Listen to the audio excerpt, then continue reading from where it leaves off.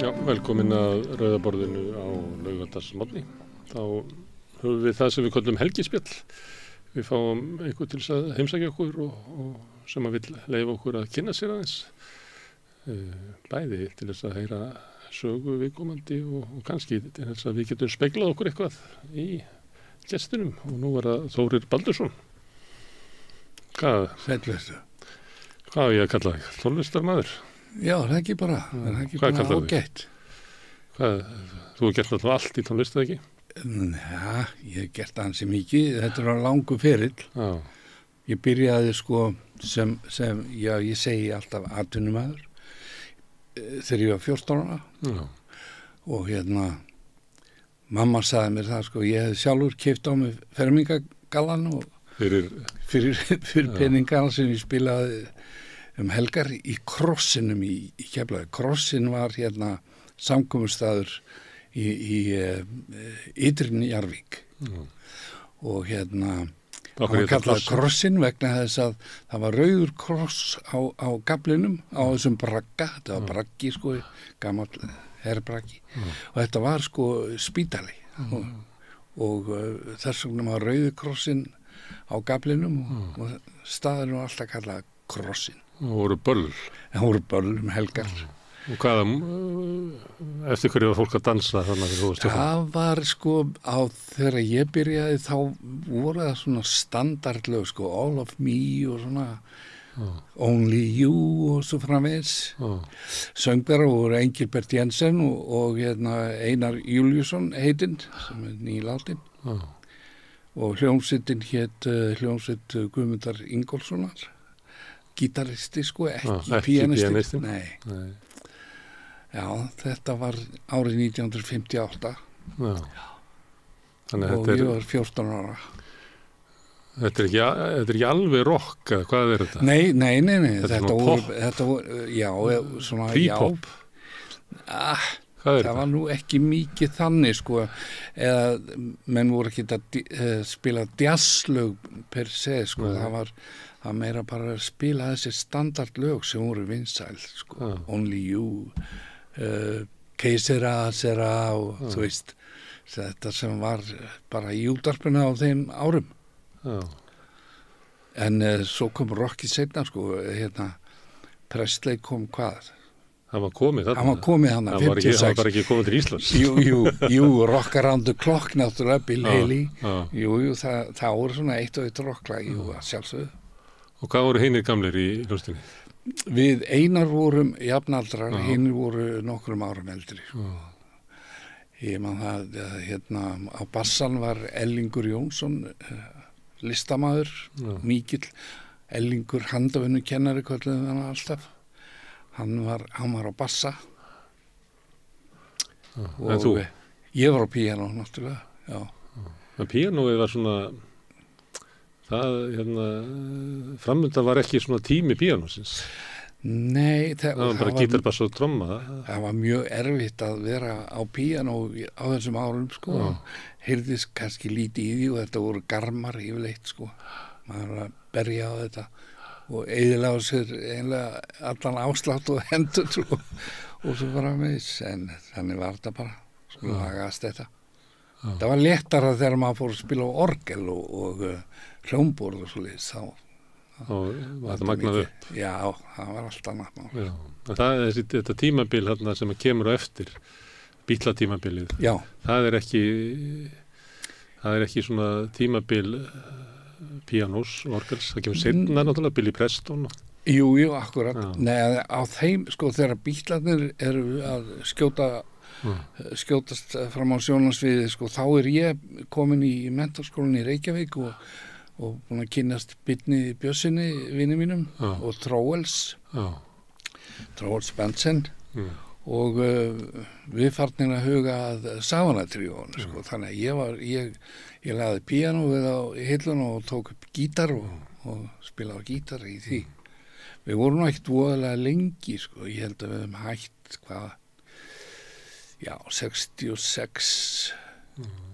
66 og 67 var ég kom með hljómsveit í þá hætti tríóið Við þá vorum bara búin að vera í 4 ár. Þið voru náttúrulega mega stjörnur. Já, við vorum bara... Við fyrstu sjónvarstjörnunum á Íslandi. Já, nákvæmlega, bara alveg fyrsta kvöld sjónvarstjörn vorum við. Já. Við vorum við með skemmti þá. Og þá er það bara skotið upp í bara himinkolið. Nákvæmlega. Það var saman að Drífu og Halldór Laxness og veist, þetta var dagskrá kvöldsins. Já, en við sem sagt, við hættum eftir 4 ár eða svo. Já. Og ég stofnaði hljómsveit sem að spilaði í 2 vetur í Þjóðleikhúskjallaranum. Svona húshljómsveit? Já. Er það öðruvísi heldur en hljómsveit sem að túra? Er það svona, er það þjónustuhlutverk að vera í húshljómsveit? Já, það má segja það, já. Já, nokkur megin rétt lýsing. Þú spilar bara það sem að fólki vill? Já. Við köllum okkur heiðursmenn. Já. Þú ert úr Keflavík, ekki? Ég er úr Keflavík, já. Að hluta. Já. Kom mikil músík frá Keflavík á þessu tíma? Já. Og það er út á hernum? Já, allir það ekki bara. Er það ekki segja það, mér finnst það mjög líklegt. Herinn hafði mikil, og völlurinn hafði bara mikil áhrif á svona mannlífið í Keflavík á þessum árum. Bæði þá byggu Amerikanar og hermenn byggu, eða sko þeir sem voru ekki endilega í búning, þeir leigðu sér niður í bæ, sko. Foreldrar mín til dæmis leigðu hjónum hann upp á lofti í Sunnubrautin, það er mjög ólst upp. Já. Og völlurinn og amerísk menning var svona hliðarveruleiki. Já, þetta var svona gluggi inn í heiminn, sko. Já, og enginn vafi það hvor heimurinn væri svona öflugri. Það var tógafl. Algjörlega. Já. Maður var náttúrulega með hálfgerða glíu í augunum, sko. Allt var svo fínt og flott í Bandaríkjunum, sko. Það var náttúrulega allt stærra. Já.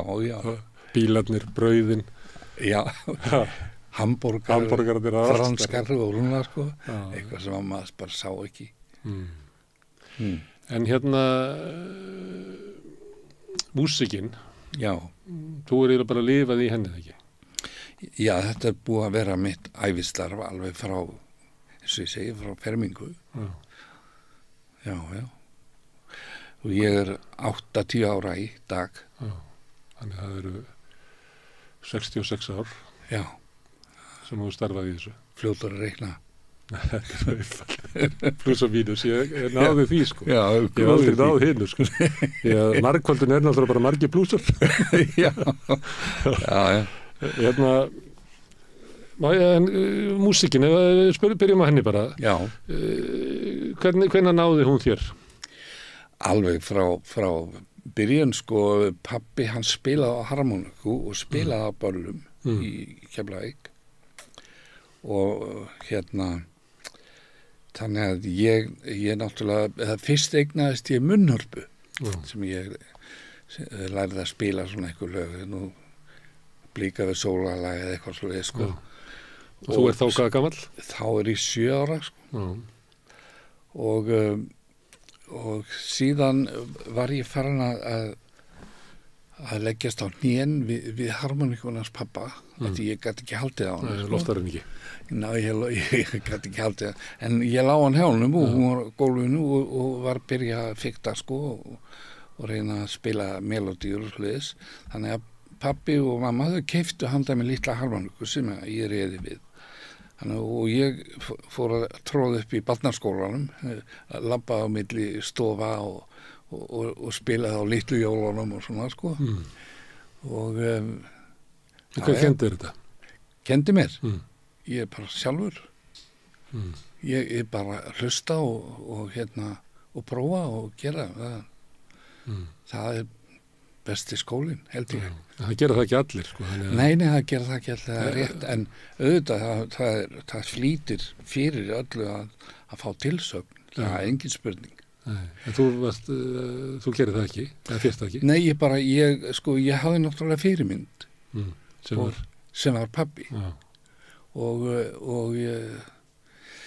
ég dró dáma af því sem hann gerði og tileinkaði mér það. En þú ert náttúrulega með einhverja músík í þér, þannig það er ekki bara að þú setja að sækja, en það er einhver farvegurinn sem að músíki fer í, hann er eitthvað betri á þér en flestum. Ég veit ekki hvernig það er, sko. Jú, sko, fólk er náttúrulega misjafnlega músíkalst. Já. Það verður að segjast. Og það er eitthvað sem fólk hefur áður en það byrjar að stunda músíkina. Ætli það ekki. Maður fæðist ekki einhvern veginn með þetta. Já. Eða ég bara... Það hlýtur að vera þannig. Því að sumir eru bara svo fáránlega músíkalskir að það er ekki í lagi, sko. Já, það er alveg satt. Það er alveg ótrúlegt. Og aðrir hafa engan takt í sér, sko. Eða melódi eða neitt, sko. Já. Þetta fer, ég veit ekki hvaðan þetta kemur, segja þér alveg eins og er. Hvort að maður fæðist með þetta því að maður hefur lifað áður. Já. Ég veit það ekki. Það getur verið. Getur verið að það væri einhverju farvegir í heilanum. Það Sumir getur líka halda verið þessu bara fram. hardverið að eyrun væri bara eitthvað öðruvísi. Já, heilin er eitthvað, ég meina það er örugglega hægt að færa líkur að því að músíkin eigi sér stað einhver staðar eða heimasvæði einhver staðar í heilanum og við erum ekki öll, það er engi tveir menn eins sem betur verð. En síðan er heilin líklega eins og vöðvarnir, það er þetta æfa. Já, það er þetta æfa. Já, þú er bara að æfa ansi mikið. Þetta svæði er orðið ansi öflugt. Já, ég hef alltaf verið latur að æfa mig en í staðinn, sko, þá hef ég bara haft svo mikið að gera sko. Æfingin og færnin hefur skapast bara af sjálfu sér, sko. Það hefur ekki haft tíma til þess að æfa þig. Nei, þú hefur verið svo mikið að við að vinna. Já, einu sinni, sko, þegar ég byrjaði minn feril erlendis, þá var ég í Stokkólmi lengi. Ég var 4 mánuði á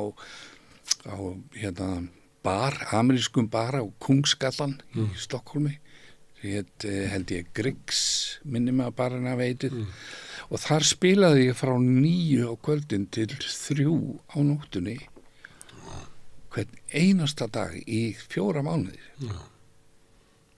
Svo sem er í því þarf ekki að æfa sig. Nei, þannig að þá Sástu á einnu píanó eða? Ég var á orgel. Á orgeli? Já. Einn?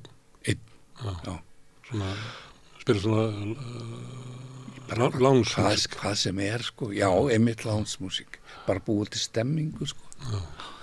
Og ég hef búið að þessu alla tíð síðan, sko. Þessari rútínu sem og þessari æfingu sem ég fekk við þetta starf. Mælirðu með þessu?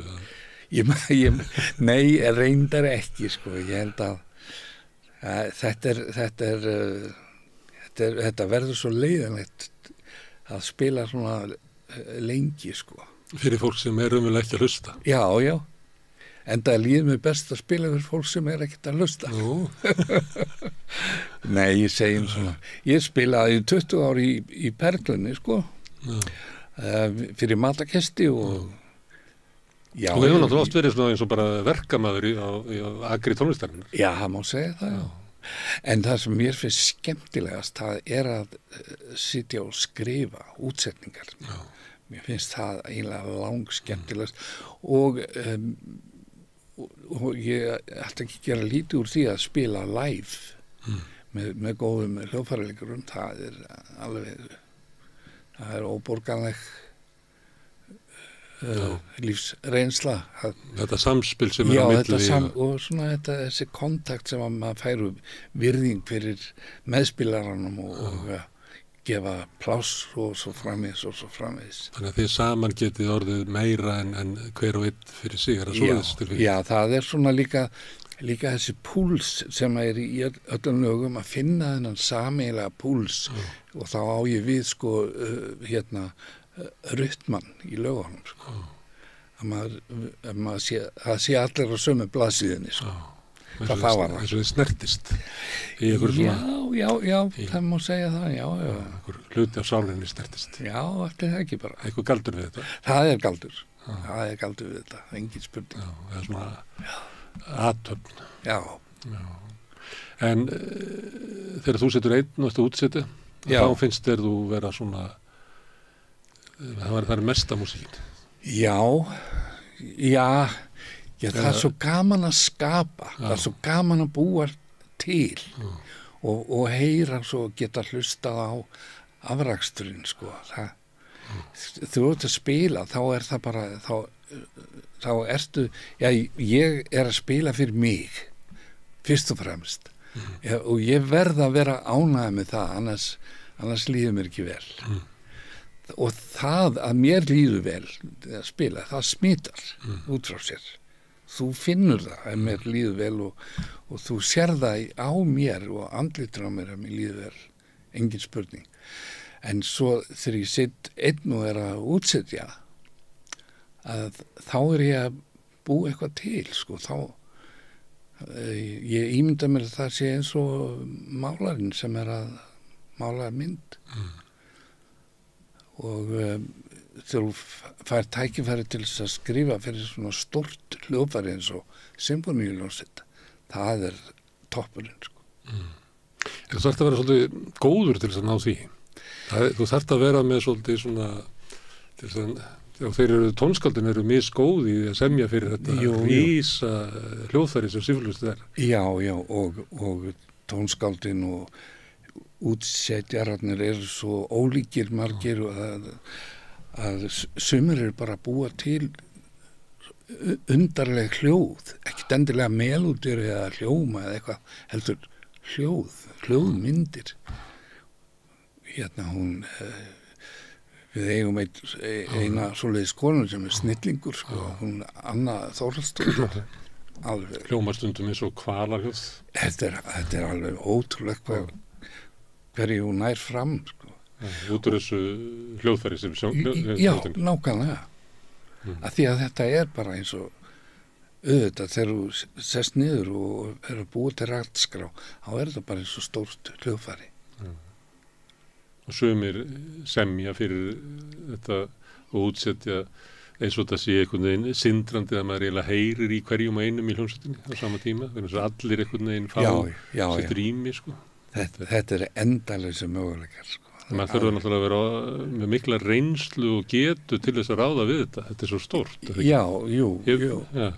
Jú, maður öðlast reynslu með því að bara byrja og gera. Fikra svo upp úr kartetti yfir í... Maður þarf að henda sér út í djúpu, sko. Já. Herðu, förum aðeins aftur. Hérna, pabbiðin spilaði harmoniku. Já.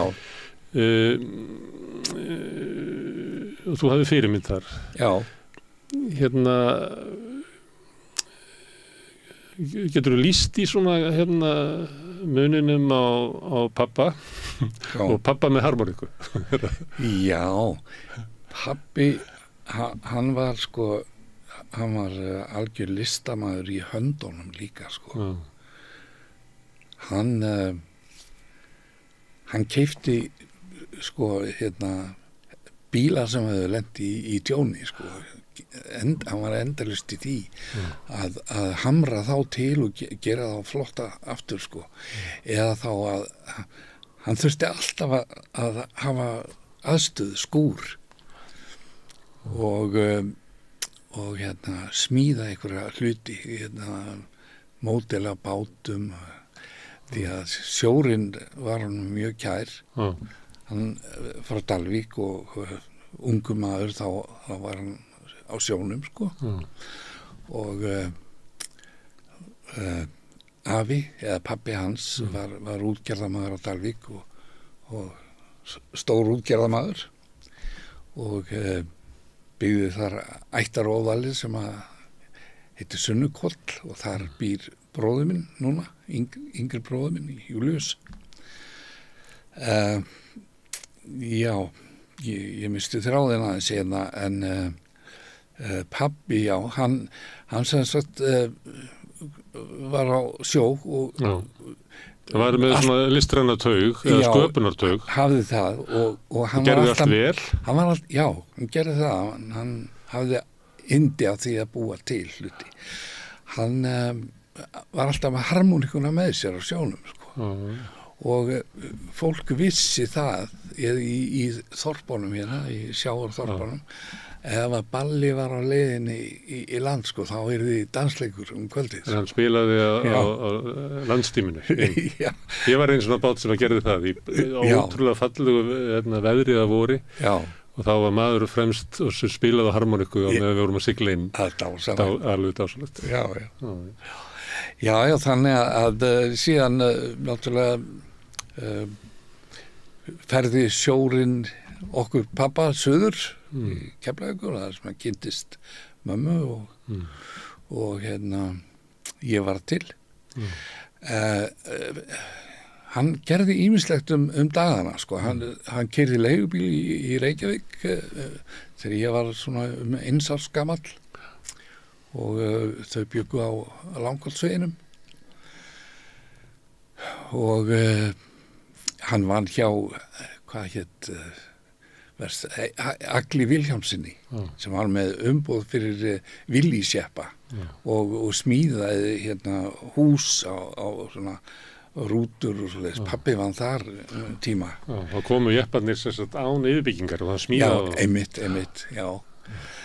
Og þannig hann var við ýmsa fjölina feldur hvað það var þar, sko. 1000 þjálasmiður og mjög flinkur í öndunum. Hvar hafði hann músíkina? Bara það spilaði annarkoð maður á harmoníku á þessum árum, veist, fyrir stríðs árum. Það var í öllum sveitum og þarna fyrir norðan Dalvík, það voru nokkrir harmoníkuleikar, sko. Og þeir hafa náttúrulega bara lært af hvora öðrum, gerir ég ráð fyrir. Það þurfti náttúrulega að vera margir að spila því það var varla útvarp. Varla, já, einmitt. Og það var ekki einhver plötur og ekki plötuspilur. Nei. Já, það voru náttúrulega til þessar steinkukur svo kvöldu og upptrektir. Ég man eftir einum slíkum heima bara. En fyrst og fremst þurfti fólk bara að búið þetta til sjálft. Já.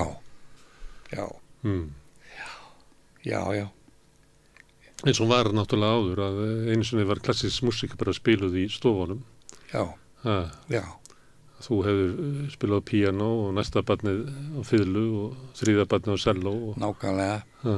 Til þess að vera þetta að hafa músík í húsinu. Já. Nú er aðri tímar, sko. Það getur verið tónleikar í München og þú getur boðið fólki hérna í Reykjavík að hlusta á píanóið þitt í stofunni, spila það sem að píanónistin í München að spila gegnum Bluetooth og netið og allt það, sko.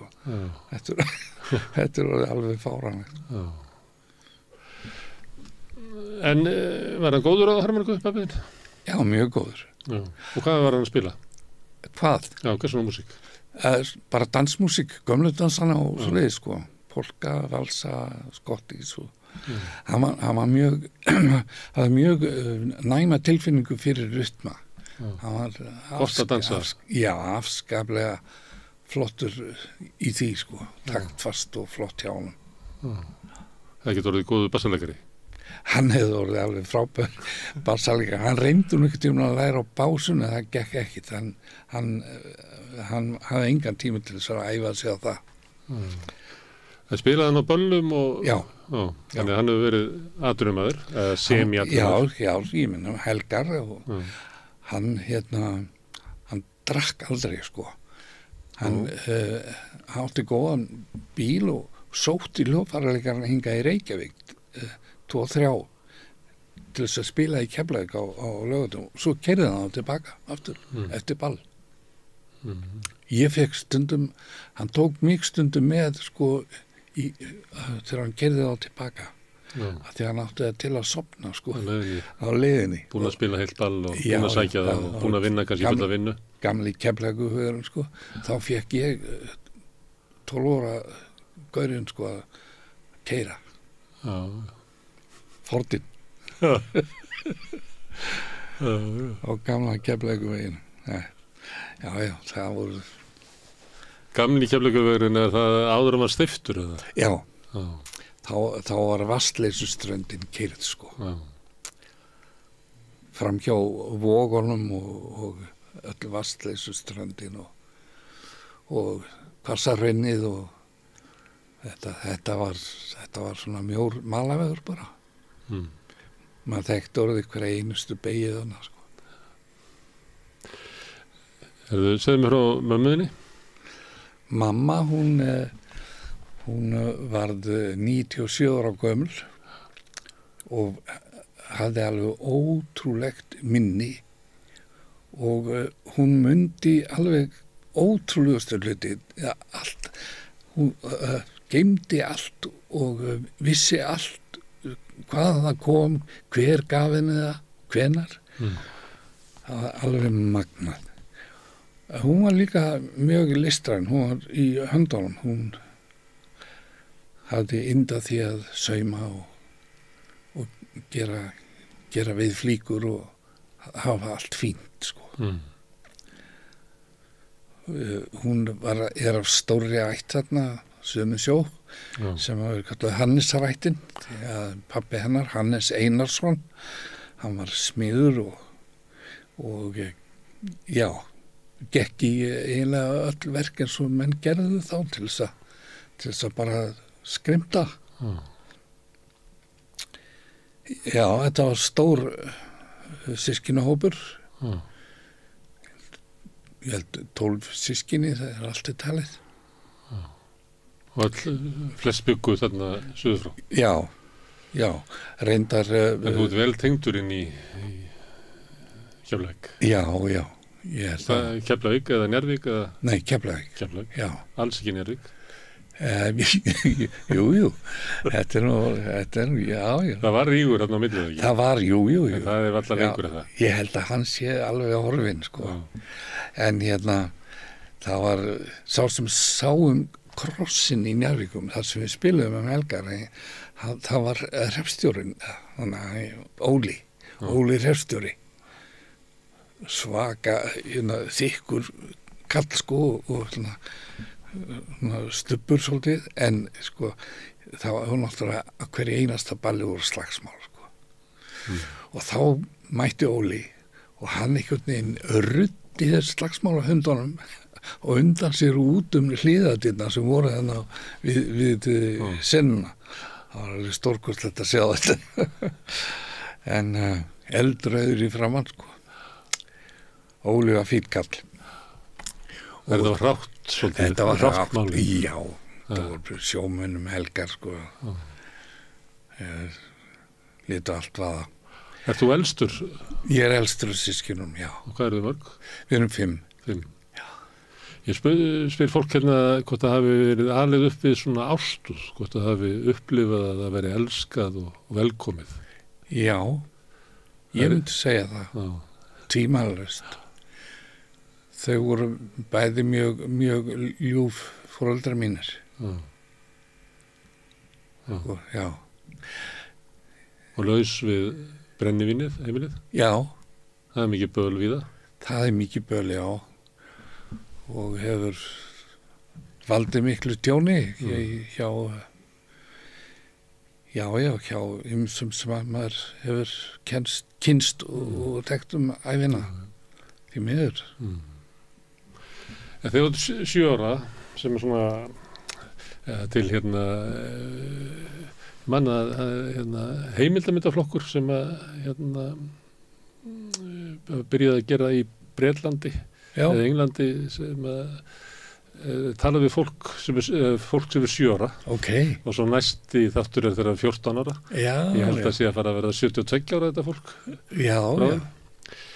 Nei, 70 ára fyrir ekki, 70 ára. Já. Og ég held að 63 hafi verið síðan þáttur. Og hann byrjar einhvern veginn með einhverju setningu sem er tilvitnun í einhvern sem segir, færðu mér einhvern sem er 7 ára og ég skal segja þér hver það er. Og þá er hugmyndið svo að við erum meira og minna orðin það sem að við þurfum að burðast með í gegnum ævina þegar við erum 7 ára. Það er allur þroskinn sem komin. Já, og maður er opinn og þannig sko. Já, og myndi sem þú gafst áðan var það að þú varst á njánum fyrir harmoniku föðuðins. Já, ég man þetta mjög vel. Þetta og þá varstu 7 ára og þá alveg ljóst sko hvað verður úr þér. Þú ert eiginlega bara þessi drengur ennþá. Já, þú meinar, já. Það var eiginlega... Ég vildi óska þess að það væri rétt, já, og kannski svolítið til í þessu hjá þér. Að maður mér finnst það stundum sjálfum að maður þessi 7 ára, hann ennþá í manni, sko. Hann bara ekki alltaf að stýra, en hann þarna, sko. Já. Þannig að hleðst bara ofan á með tímanum, sko. Það svo dýrmætt að finna barni í sjálfum sér og maður finnur það þegar maður eignast barnabörn. Þá verður maður svolítið barn sjálfur þegar maður að díla við þau, sko. Yndislegt. Yndislegasta hlutverk í lífinu að vera afi. Þegar þú ert 7 ára, þá vildur þú bara verða þessu pabbi, eða ekki? Já, mann það nú ekki. Jú, eflaust. Ég held að við eigum það nú sameiginlegt allir krakkar að vilja líkjast foreldri sínu og sterkasta fyrirmynd í lífi manns sem barst, það náttúrulega faðirinn. Já. Svo reyndar það kannski svona upp úr 7 ára, þá gerist ofta að það verður svona fyrsti sem að maður kynnist og hefur áhrif á mann sem utan fjölskyldunar. Það líka svona fyrirbrigði sem getur haft mikil áhrif á mann. Já, ég man ekki eftir einu slíku en jú, þetta alveg pottþétt rétt hjá þér. En þegar þú eldist, segjum að þú ert 12 ára og býr þarna. Já. Völlurinn þarna og það svona sumir af þinni kynslóð lýsa svona tilfinningu fyrir að það sé eitthvað svona straumhvörf þegar það heyra músík sem búin til fyrir yngri kynslóðina að hafi bara mikil áhrif á þá, að það sé svona annar heimur, að þessi verið að tala fyrir skottísinn og rællin sem að pabbi var að spila var ekki alveg, það er ekki unglinga uppreisn í því, en svo allt í einu þá heyrir fólk eitthvað svona músík sem er allt í einu okkar músík. Já, ég var sko, þegar ég var 12 ára, þá var ég komin í skólaljónsveit. Já, að spila?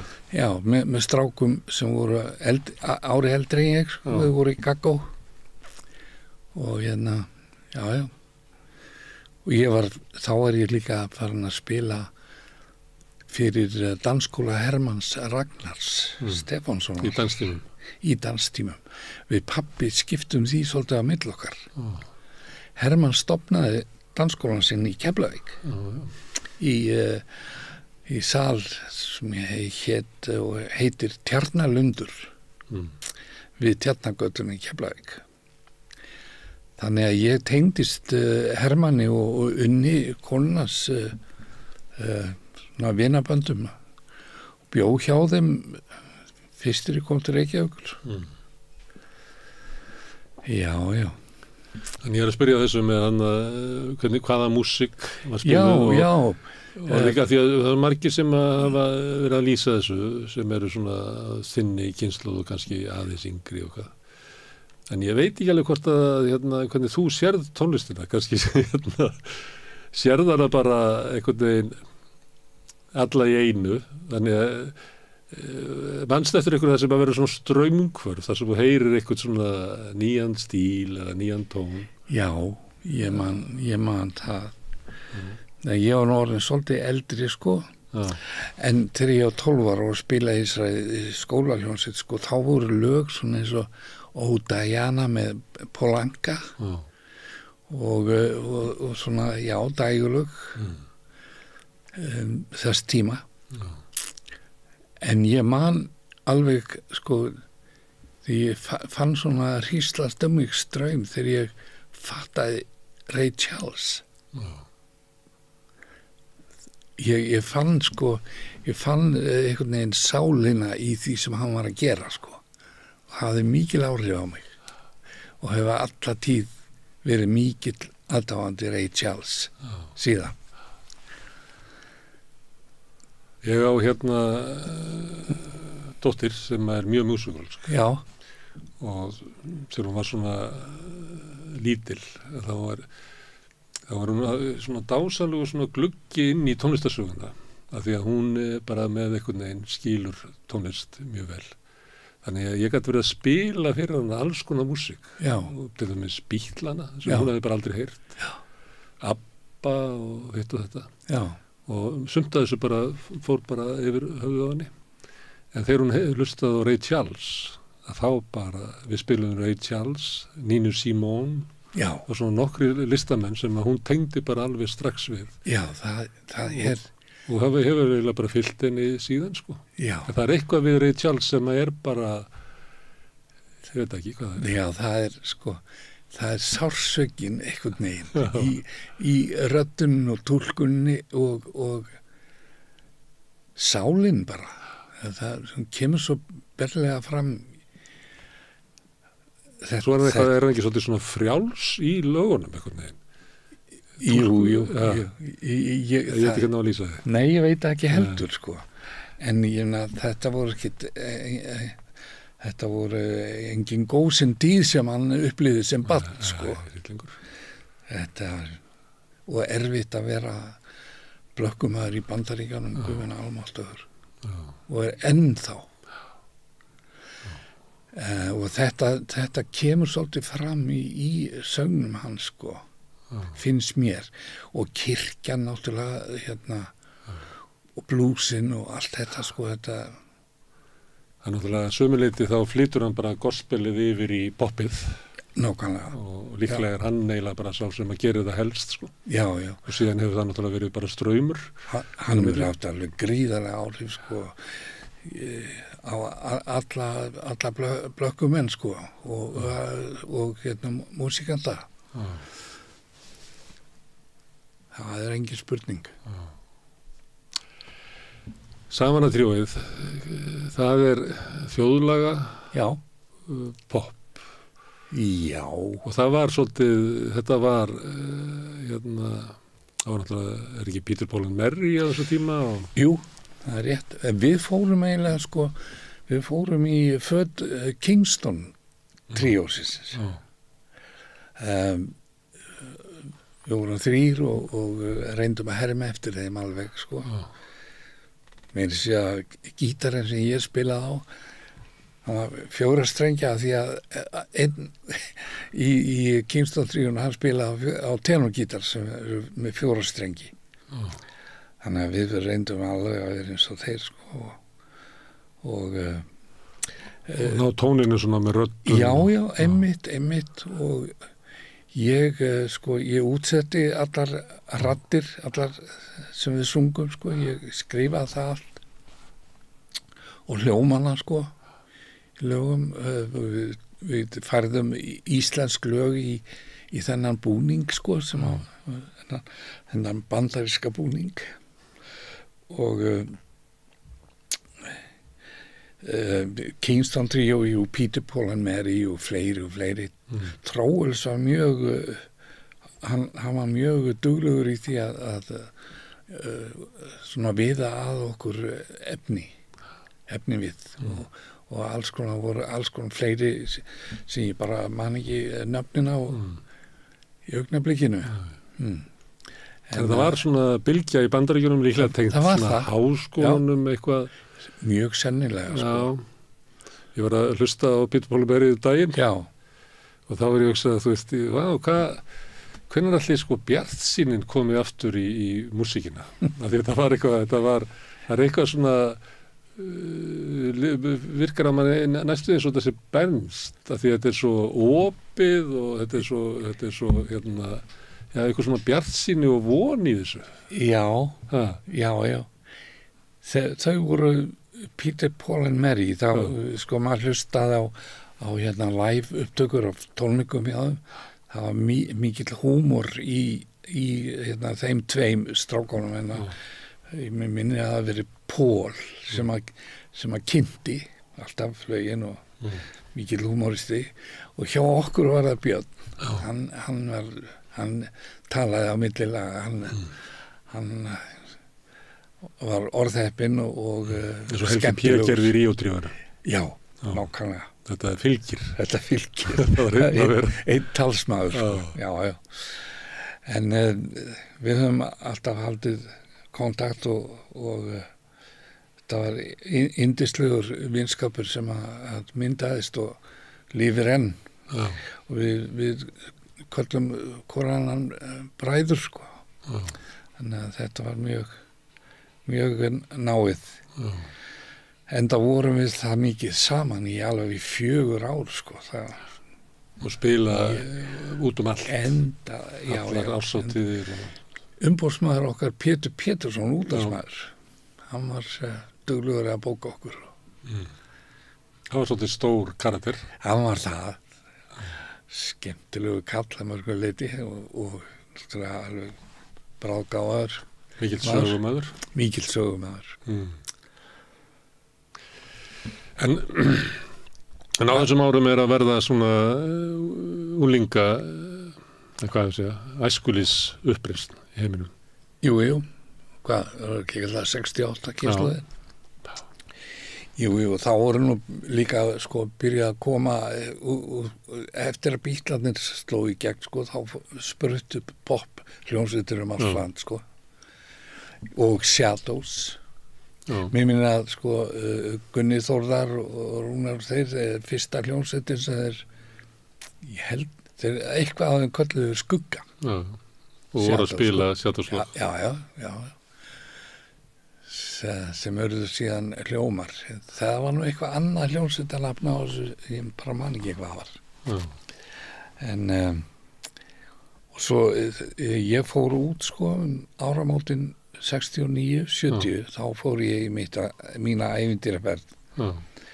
Og þannig að ég misti alveg af þessu pop tímabili hérna. Ég er ekki mjög fróður það, sko, og þessar hljómsveitir sem urðu til þá.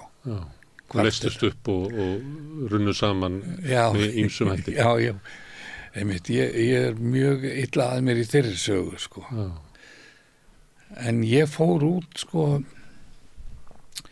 ég byrjaði að fara til Helsingi vegna þess að hljómsveit Karls Liljandal sem var á Hótel Loftleiðum þá og Hótel Fennia í Helsingi, sem var líka svona næturklúbbur, ákvað að skipta hljómsveit, sko. Hljómsveit Karls fór til Helsingi og hljómsveitin frá Fennia kom til Loftleiða. Og Karl bauð mér og Mæju systir að koma með sem auka atriði. Þannig að þegar hljómsveit hans fór í pásu, þá tókum við Mæja við og spilaðum eitthvað kortustu myndir eitthvað sliðis. Og ég var með gríðarlega stort Hammond-orgel. Þungt. Sem þú fluttir út? Já. Og ég fór niður á Eimskip og til að kanna möguleikann á að koma þessu til Helsingi, orgelinu. Og jú, það var alveg, en Gullfoss fór þá alltaf, sem við kallaði jólaferð Gullfoss, minni mig. Spurðu hvort ég myndi ekki taka að mér að vera farastjóri í einni slíkri ferð. Niður til Rostock, Hamborgar, Kaupmannahafn og svona. Og jú, ég gerði það. Og síðan var orgel híft borð, skrúa niður í salinn, matsalinn og þarna satt ég og spilaði á orgelið á daginn og með þessum sem voru í jólaferð Gullfoss. Og svona hópur manna sem var að gera sig glaðan dag. Og endaðu svo í Helsingi? Já, svo steg ég af í Kaupmannahafn og orgelið fór í ferjuna og upp til Helsingi. Áður við fyrir til Helsingi, að því að þú nefnir Hammond-orgelið. Já. Hvaða fyrirbrigði það? Það sem ég átti þá var kallað X1000. Það var helvítið flott, rósaviður, sko, og stórt konsól, gríðarlega þungt, mikið þyngra heldur en það sem ég með í dag. Og það gríðarlega þungt þetta tala 300 kíló eitthvað? Já, eitthvað svoleiðis.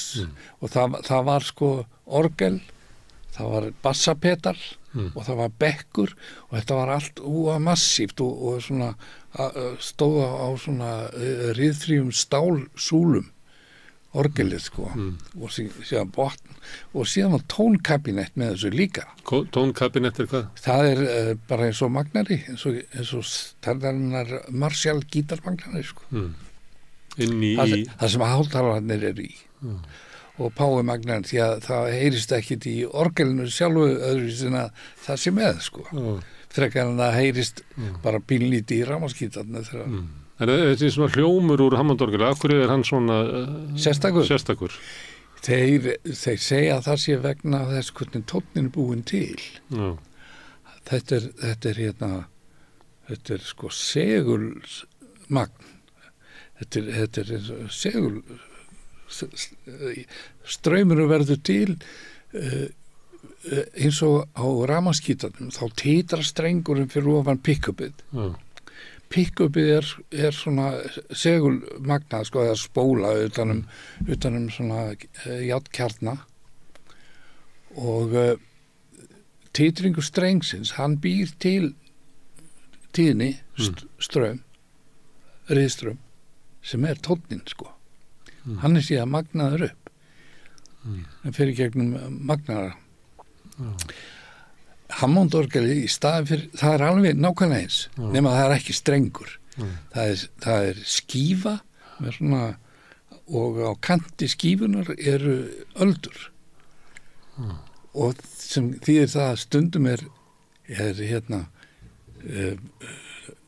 skífan nálagt pick-upinu og stundum fjær og þannig myndast tónninn sko þegar því að skífan láti snúast Þú hefur mikið spilað á Hammond-orgeli Já Er það þitt hljóðfæri? Það er eiginlega mitt hljóðfæri, já Píanóið er Stótt vesinn að þú getur ekki sett á bakið eins og kassagítar Nei ég talandi bakið sko það er ekki eðilegt í sér bakið og flytja þetta ég er búin að vera með þetta on the road sko síðan 1970 og er ennþá en ég er nú komið með mjög góðan hjálpar mann í það sem er alveg frábær En þessi þau eru ólík eða ekki? Þetta eru skrýtnar skepnur einhvern veginn í Hammond-orgeli Já, það er engin tvö þó þessu lít alveg eins út þá er aldrei alveg nákvæmlega eins það er bara að því að þetta er svo mekanist þetta er ekki rafmagns per se, sko, þetta er ekki það er notað rafmagn til þess að snúa hjólunum eða skífunum og skífurnar búa til þennan litla rafstraum sem er riðstraumur sem hefur ákveðna tíðni og það er tónninn og þannig að það er ekki búið til eins og í rafmagnsorgelum sem eru með svona einhverja lúp eða oscillasjón sko, sem að mynda tóninn, það er ekki svoleiðis oscillasjón er þá búin til með transistorum eða lömpum eða einhverju slíkur sko. Þetta hljómar þetta svona eins og hvað er það kallað svona acoustic hljóðfæri það er svona semi mitt á milli Já, eitthvað svoleiðis, já en svo er ég náttúrulega þetta var náttúrulega einhver leiti hljómur sem að minni mann á svona 7. og 8. eða svona 7. áratugi Já, þetta er sko Ég fæ svona nostalgíu tilfinningu þegar ég heyri sandið í Já, fyrsta orgelið var selt 1935 og ég held að Henry Ford bílaframleiðandi hann keypt 5 stykki og það hefur ekkert breyst síðan þá pældi í því það var nánast ekkert breyst og er notað já það er fleirum heldur en einhverjum sérvitringum já, en það, sko, þeir eru hægt að búa til 70 og eitthvað það hættu framleiðsla á þessu það var náttúrulega búið að komið flóð af synthesizerum og slíku sko yfir allan bransan og miklu ódýrara og alltaf þetta kostaði bara eins og luxusbíl sko, Hammond-orgel í den en þeir gera eftirlíkingu í dag sem að hljómar bara alveg nákvæmlega eins. En ekki með þennan mekanisma? Nei, það bara tölva sem endurgerir. Já. Og það næstu því eins? Þetta... Já, þeir ótrúlega nálægt sko. Já. En stundu skiptir það megin máli þessi örlitli munur. Það til dæmis ég veit það. Það til dæmis það til menn sem að segja sko það engin munur á sjávarsalti og salti sem unnið úr námum, þetta nákvæmlega sama efnið en þú getur smakkað það og þessi örlitli munur sem á þessu það gerir allan gæfumun. Já. Þú veist, agúrka meira og minna vatn. Já, en það sem ólíkt við agúrkun og vatni, það gerir það agúrku. Það getur verið alveg svo ótrúlega lítill munur sem að gerir bara breytir öllu. Já. En eru þið búin að eyða honum? Sko, ég býst við því að tölvuorgelin, þau séu bara öll eins. Hvert einasta eintak. Það hlýtur að vera. En sko mekanísku orgelin þar sko minnsta ef að stauturinn sem hérna pick-upið sko ef að það örlítið fjær eða nær heldur en í næsta orgel við hliðina þá tónnin öðruvísi. Það kemur annað karakter. Það kemur annað karakter. Og síðan sko þéttarnir sem eru notaði til þess að filtera burt einhverja óæskilega tíðni og svo framvegis á generatornum sjálfum, tóngeneratornum, þeir eru mismunandi sko, þeir breytast með aldrinum og allavega sko. Þannig að þetta miklu lífrænna hljóðfæri þessi gömlu heldur tölvan. Það var eins og þetta sölu Hammond-orgel hérna upp í tónastöðinni, var þar? Já, einu sinni sem oftar. Sem oftar, frá mér. Og ég var í búðinni með hérna dóttur minni sem var að kaupa eitthvað, húttur eða eitthvað. Þá komstu inn og settist og spilaði aðeins. Já. Það var svona helgstund í búðinni. Við færðum okkur svona aðeins fjær til þess að bara sittast og hlusta. Já, þessi orgel í tónastöðinu koma öll frá mér. Já. Ég flutti þau inn og gerði þau upp. Já. Flutti þau inn sem sagt í einhverju lamassessi frá Bandaríkjunum og gerði upp. Eins og pabbi gerði upp bílana? Eins og pabbi gerði upp bílana. Ég hef alltaf haft mikla þörf fyrir að eiga við mekaníska hluti og skrúi sundur, setja saman og laga. Og nærðu í að gera það. Það margir sem að ná að taka þessi sundur vekjarreglugur en ná ekki að setja það saman. Ég gerði það þegar ég var unglingur eða krakki sko. Og náður að setja það saman aftur? Já. Herðu, Helsinki, þú og Mæja systirinn. Já, og Árni Skeving og Jón Möller og Óli Danski. Hvaða voru þið með systkinin þarna á milli í bássunum? Hvað lög? Já. Ég man nú eftir einu sérstaklega The Look of Love. Við tókum það gjarnan við Mæja. Og svona Do you know the way to San Jose? Þannig lög sko, þetta var bara feel-good músík. Já. Það var alltaf verið svona taug í mér í jazzin sko. Svolítið. Í svona þessum rhythm and blues músík mér að skapi sko og þetta fusion dót sko. Það eru jazz element í því sem að mér er gaman að spila líka bebop og spinna yfir hljómagang sko. Mér finnst það mjög skemmtilegt. Eitthvað sem þið finnst ekki gaman að spila? Eru ekki fljótafgreitar að nefna það? Já, þú meinar, já. Ég get ekki ímyndað með neitt. Mér finnst bara alltaf gaman að spila ef ég finna að það er hljómgrunnur og sá sem er að hlusta er að njóta, þá finnst mér gaman sko. og ég er eiginlega, mér er eiginlega alveg sama, sko. Alveg sama. Hvaða típa músík, ef ég get spilað þá, ég get alls ekki, ég er alls ekki sleipur í klassískri tónlist, sko, og á píanó alls ekki, sko. Hlustar á hana? Já, já.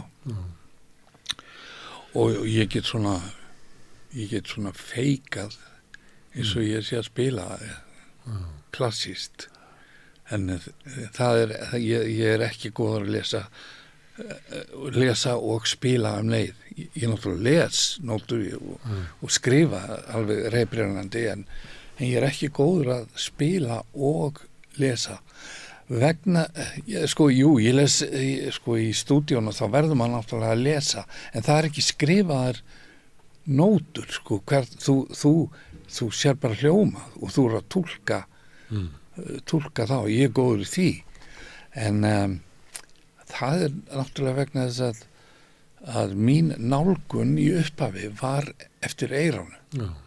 Þannig það er ennþá þannig. Það eru margir sem eru svona músikalskir, að þeir læra tónlistina áður en læra nótunar. Já, og eiga stundum erfileikum með með nótunar eftir það. Alveg. Kannski vegna þess að nótunar eru náttúrulega bara eins og grind eða rammi, býst ég við. Já, já. Það er músiki sem þeir hafa lifað inn í að sömuleitur nótunar svona veik mynd. Já. Ég rætti svona við Eyþór Gunnarsson sem er músikalskur. Alveg frábær. Já. Hann var að tala að hann er miklu lengur að glíma við nótunar og skrifa útsettingar heldur en sá sem hefði lært þar fyrir, sko. Þetta er eins og einn góð maður sagði, sko, fyrst læra börnin að tala, svo læra þau að lesa. Það er svolítið gott, svolítið góð samlíking. Þannig að nótunar er ekki svona, þú ert ekki fluglæs á nótur. Nei. Ég get alveg bjarga mér, sko, en ég get ekki lesið svona klassískar nótur, sko, sónutur og svona, sko, ég þarf alveg svaka tíma í það. Og ég þarf bara að læra það utan að. Og það gera náttúrulega klassískir píanista líka, þeir læra þetta utan að þeir ekki að lesa þetta, alls að beita blaði, sko. Það mæti ekki sem er með nótunar, sko. Nei, alls ekki eins og Víkingur Heiðar, sko, alveg ótrúlegur. Við tilbreyðin sem var að spila daginn, það mætir ekki með nótunar. Nei. Löngu, hann lærið þetta eitthvað tíma þegar það var badd, sko, eða úlingur. Alveg æðislegur, sko. Já. Og það sama á við marga, sko. Þannig að það er, hún Anna Guðný Guðmundsdóttir, sem er nýlátin, hún var algjör lestrarhest, það alveg sama, og setti við saman hana, hún las það bara strax. Ótrúlegt. Við vorum komin til Helsinki. Við vorum komin þangað, já. Þú fórst aldrei aftur, þá byrjaði ferðalagið.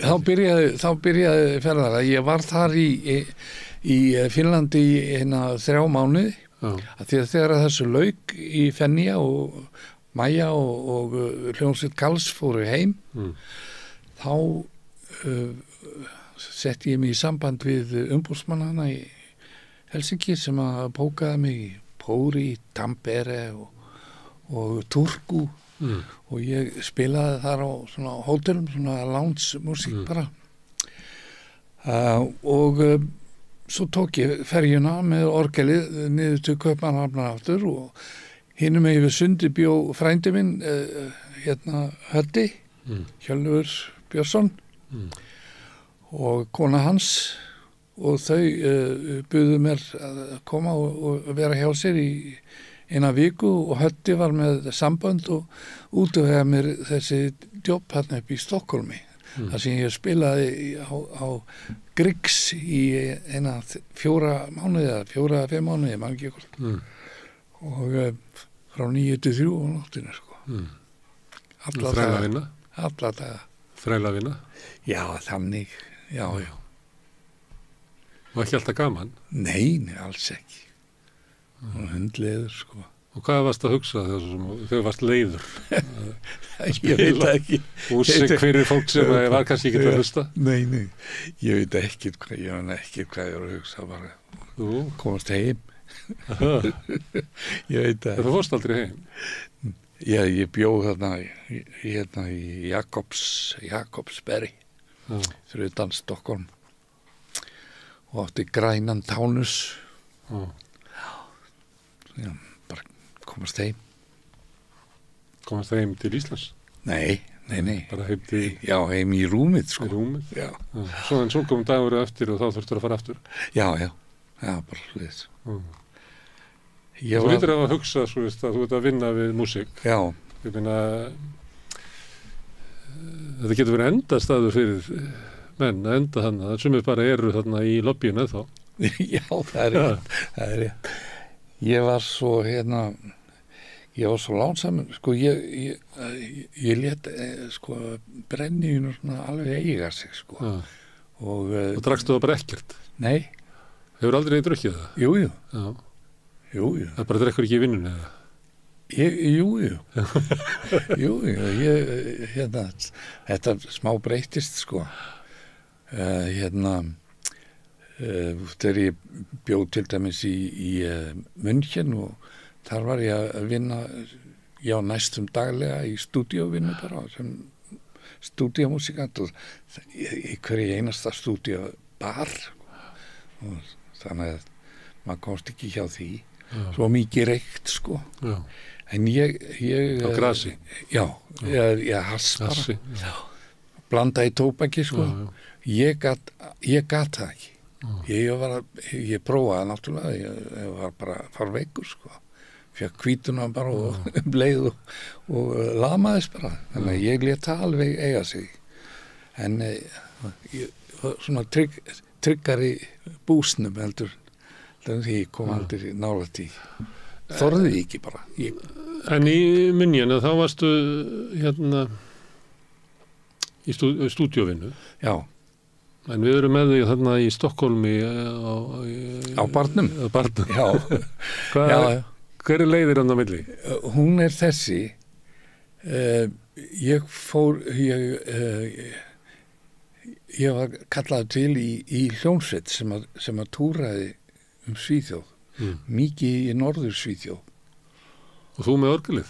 Ég með orgelið, já. Það var mjög algengt í Svíþjóð. Það voru alltaf hljómsveitir með Hammondorgel. Svo að segja, já. Og ég fór í þetta band, Nílsmenn, og við fórum á svona túr Svíþjóð, svona tísku, á svona svipað og Þórskaparettur, svona fór hérna landið.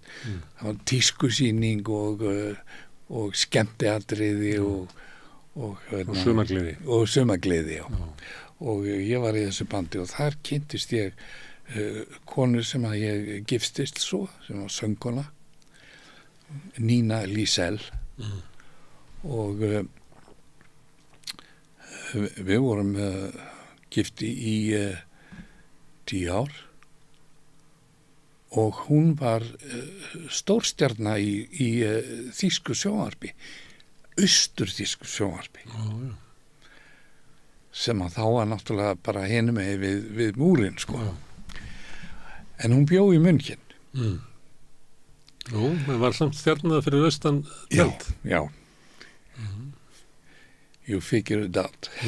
Í svona þáttun eins og eru oft í þýsku sjónvarpi svona þessu stóru, svona laugardags- og föstudagsþættir. Já, nákvæmlega. Sem að fyrir utanakomandi eru næstu óskiljanlegir. Sko. Já, hún með sítt ljóst hár og slett hár og mjög glæsileg. Þannig að, já, hún var mjög vinsæl. Og úr þessu bandi, ég stoppaði nú í öðru bandi í millitíðinni, en 2 böndum, sko, í Svíþjóð. Einu sem var bara mjög þekkt band, Bruno Glenmark og kona hans, Ann-Louise, mjög þekkt í Svíþjóð.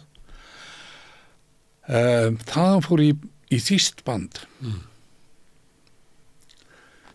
Það vantaði orgelleikara í þetta þýska band sem var að spila á Berns í Stokkólmi, sem er aðalstaðurinn sko.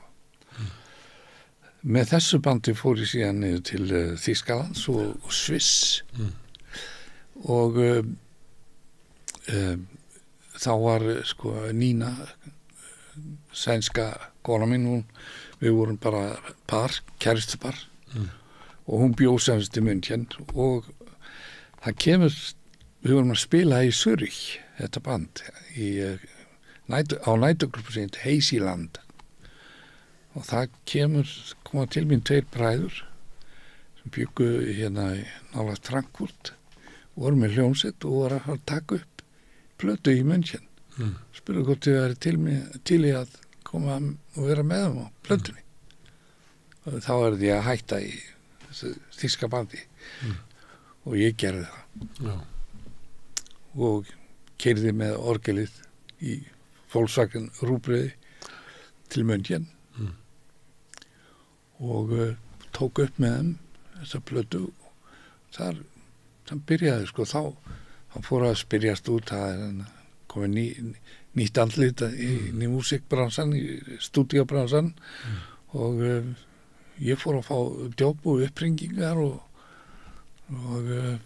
já, the rest is history Sko, þessi saga hún hljómar einhvern veginn svona ertu ekki til í að koma til Helsinki? Jú, ég skal koma til Helsinki ertu ekki til í að koma og spila í Stockholm? Jú, ég er alveg til í það Herðu, ertu ekki bara til í að skutlast aðeins til Danmerkur? Jú, ég er alveg til í það og ertu ekki bara til í að fara aftur til Stockholms? Jú, ég er alveg til í það Ertu til í að koma í þessa hljómsveit? Jú, ég er til í það Já, og núna nýskeið sko, þá er ég ég þekki Líð Árnason og konans Írisi og þau voru með eitthvað projekt í gangi og spurðu, ertu ekki til í að vera með? Við höfum að fara til Abbey Road og taka nokkuð lög Jú og við erum nýkomin það og það var En er þetta svolítið svoleiðis að þú hafir ekki verið að taka eitthvað svona sérstæð þetta er ekki hönnuð ævi? Alls ekki Þú ert ekki að stefna einhverjum markmiðum og Nei, ekki annað en bara næsta djópi, sko. Ok, en þessar hljómsveitir sem þú nefndir einhverja 3 á leiðinni til Þýskalands. Þú ert að spila á náttúrulega orgelið, en til þess að Savana tríón og fleira þá útsettur allt og varstu líka í því þarna?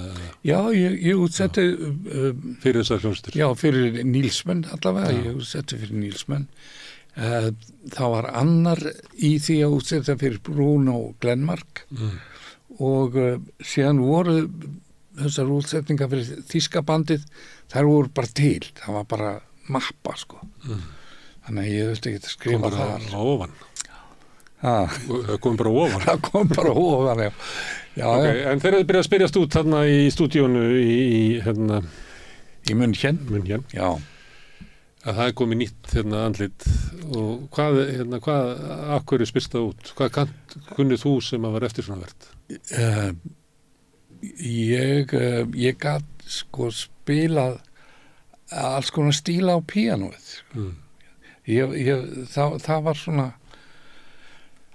ég gat til dæmis farið í fötin hans Elton John og spilað eins og Elton John sem var mjög vinsælt þá og kannski enn og það var ferskur þá ferskur tónn já sem ekki enn en allavega þetta er svo flott í Þýskalandi hvernig það eru sko umboðsmenn sem að sjá alla músikalta í öllum stúdíó og þeir þurfa að hafa umboð frá ríkinu til þess að bóka hljóðfæraleikara og þannig að það eru umboðsmaður sem að ringir og hefur tíma til þess að koma í stúdíó og vinna fyrir þennan og þennan og þessir umboðsmenn mæta síðan með blað og skrá niður allt það sem hún gerir og þessi skrá fer til flytjenda samtakan sem heitir GVL eða GVFL í Þýskalandi og það er allt svo flott hjá þjóðurinn sko, að hver einasta útvarpsstöð sendir skýrslur hvað spilað og ef að þú ert á þeirri tónlist þá færðu greiðslu. Það bara og það saman hvað það gerir. Já, það getur verið umtalsvert sko. Því umboðsmaður er búin að skrá öll lögin og allt sem hún spilaðir grunninn og spilaðir yfir eða overdub sko. Það er allt skrifað. Þannig hægt og bítandi þá byrjar að koma tekjur af þessu. Já. Það hlýtur að vera hægt og bítandi. Það er hægt. Já, þetta skeiður geitur 3. En ég bjó og vann þarna í tæpa 8 ár sko. En þú fær líka að borga fyrir það sem þú gerir í stúdíunum. Já. Og þá, sko, München er æðislega borg, svo fallegt allt og er svolítið svona stand-office bæjar fólkið, eða bæjan fólkið svona til að byrja með, en svo eignast maður vini og þá er þetta bara vinir ævilang. En hann var nú að segja frá því hann Arthur Björgvin Bollarsson, ég hlusta á hann í morgun. Sko, í Müncheni sko, það er svo mikið aðfluttu fólki, það er ekki allt bæjan fólk, sko. Það er svo mikið aðfluttu, þannig að það er erfitt að alhæfa þannig þetta er náttúrulega stór borg. Já, það eru náttúrulega allar orðnar svona fjölþjóðlegar eiginlega. Jú. Það eru líkari stundum hvor annarri heldur en nágrannabyggðunum. Já, þetta er allt svona smáríki náttúrulega þarna í Þýskalandi. En á þessum 8 ára tímabili þá kemur diskóið. Sko. Og þú ert bara playir í diskóinu. Já, ég náði mínu svona hámarki þar, sko. Og var svo heppinn að vinna með fólki eins og Giorgio Moroder og Tony Sommer og fleirum, sko, og það kom fleiri artistar til München til að taka upp af því að München skapaði sér nafn og ég var farin að vinna mikið í Bandaríkjónum bara í krafti þess að mitt nafn var á mörgum plötum, sko, sem útsettur og hljómborðsleikari. Og ég var mikið í Philadelphia fyrir Salsoul Salsoul plötufyrirtæki sem var Manhattan fyrirtæki en tók allt upp í Philadelphia stúdíó sem heit Sigma Sound og já og hvernig gerist þetta? Hvernig gerist að München verður svona eftirsóttur stúdíó? Þetta þér að kenna þetta? Ég veit, nei, alls ekki, nei, ég veit það bara ekki, en það var mikið englendingum sem unnu í München sem tæknimenn, skrítið. Það var stráka frá London, sko, sem að koma að vinna í München og taka upp. Það var einn og einn þýskur náttúrulega líka. En er þetta ekki tengt diskóin einhvern veginn? Jú, við fórum náttúrulega í bandarísk föt þar Þýskaland fann ekkert upp diskói, sko. Það var náttúrulega komið þetta og kom mikið frá Philadelphia þetta diskó. Og hvað er það sem kom? Já, hvað er það? Já, það er nú það, sko. Þetta er náttúrulega dansmusík og trommur eru mjög stort hlutverk í diskómúsíkinni og það sem við kallum four on the floor, það er svona bassatromman alltaf með bara þessi slög, sko, jamt, sko. Það eru 4 slög í hverjum takti, skilur og þess vegna kallum við það four on the floor að því að bassatromman er á gólfinu. Og þetta er svona enginn þessar dans og það þurfti að vera eitthvað ákveðið tempó í því, sko, sem var í kringum 120, sko. Hjartsláttur flestra er í kringum 60-70 held ég. Þannig að þetta var svona mennum með alls konar spekulasjónu okkur þurfti að vera þetta tempó en ekki eitthvað annað. Og Já, hvað disco, sko? Síðan eru svona element í þessu sem að eru ekki beint dægurlaga element. Þetta mjög mikið að endurtekningum, sko. Eins og í nútíma tónlist í dag, sko, hjá krökkum sem að setja saman svona gubba með Ableton og þessum forritum sem þau nota, sko. Þannig að mikið með endurtekningar. Síðan komu strengja soundið, sko. Sem að var svolítið sérstakt frá München. Það varð til svona ákveðin stíl sem að Amerikanar voru ekki með. Þannig Eurodisco. Eurodisco. Eurodisco, já. Var það að kalla það? Ég veit það, ég veit ekki, ég kann ekki að Fannst mér það eins og það hefði verið eitthvað hugtak sem var í Eurodisco. Já, ég veit það. Ég kann ekki að skilgreina þessi hugtök, sko. En disco svona svar við ykkur? Það er náttúrulega kannski 7. áratúrin, þetta var allt svo merkilegt einhvern veginn, að rockið vildi verða einhvern veginn meira og var svolítið svona hátíðlegra og hljómsveitir fóru að búa til sko óperur og svo endar þetta út í einhverju svona, hvað heitir þetta, prog-rock svona sem að svona var það kannski bara komið tímið að bara henda því og fara bara og dansa svona. Ég veit það ekki. Sko, disco, það kemur náttúrulega á 8. áratugnum. Þá byrjar þetta æði, sko. Á undan því vorum við búin að fara í gegnum, sko, rock og æðislegt tímabil, sko, flott lög og svona, sko. En það var líka, sko, þá komin líka alls konar svona sýru, sko, og hugvíkandi efni sem hefði áhrif á tónlistina. Þannig að það var svona frekar sko, mínu viti fannst mér frekar leiðanlegt, sko. Þessi sýru tónlist, ég fílaði það ekki neitt sérstaklega, löng gítarsóló.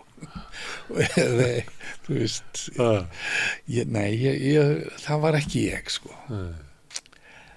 En svo var líka svona tímabil þess að svona, ég veit ekki hvað það sé svona upphafning, svona Yes og Emerson Lake and Palmer og þetta var svolítið spilað í úlingaherbygguna þegar ég var úlingur, sko. Jú. Hryllilega leiðilegt að einhverju strákar alltaf að spila svona brot úr lögum og svona. Já.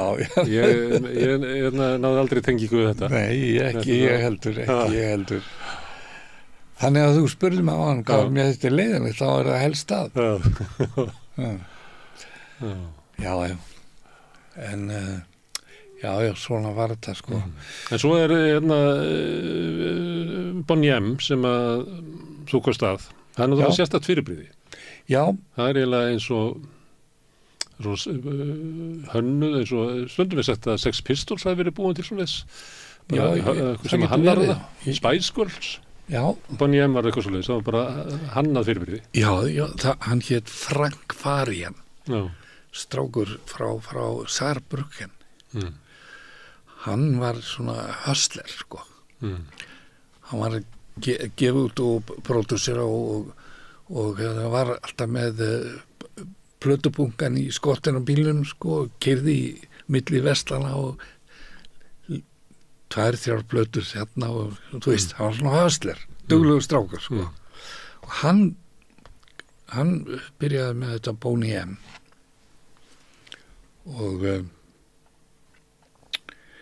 ég var sem sagt í þessari grúppu sem að við vorum orðni svona, við köllum Munich Machine. Svona svipa og hérna í Los Angeles þessi gömlu sem spiluðu með Presley og Beach Boys og öllu köllu þessi The Wrecking Crew. Já. Þannig að við vorum The Munich Machine og við vorum fengnir til þess að búa til grunna fyrir Boney M. Áður en að Boney M verður til, rúlega. Já, ég bara leið og ég veit ekki. Búið að finna söngvarana? Ég veit það ekki. Ég hef ekki hugmynd. Allavega, sko, þá hérna, hann var með fyrsta stóra hittið var Daddy Cool. Það sennilega kannski stærsta hitt, svo að allt þetta jólastöf og svona, sko, þetta var náttúrulega bara orðið household name, sko, Boney M. Yfir allt. Ég kynnti þessu fólki aldrei, ég kynntist náttúrulega Frank. Það sást aldrei söngvarna? Nei. Já, hún kom hérna Síla. Hún kom hingað einhvern tímann. Og ég held að Jón Ársæll hafi tekið hana viðtal og fyrir einhverja sakir þá hafði ég ekki tíma til að mæta, hann hringdi í mig, sko. En ég var ekkert viðriðin þau. Ég útsetti einhverjar strengi, það eina sem og svo spilaði ég náttúrulega píanó á öllum upptökunum, en það píanó var ekkert alltaf notað, sko. Það var bara annars stíll hjá þeim, sko. Hann hét sá sem að útsetti mest fyrir Frank, hét Stefan, ég man ekki hvað eftirnafni var það. Þannig að þú útsetti fyrst svona strengina í þessu? Í einum 2 eða 3 lögum, sko. Já.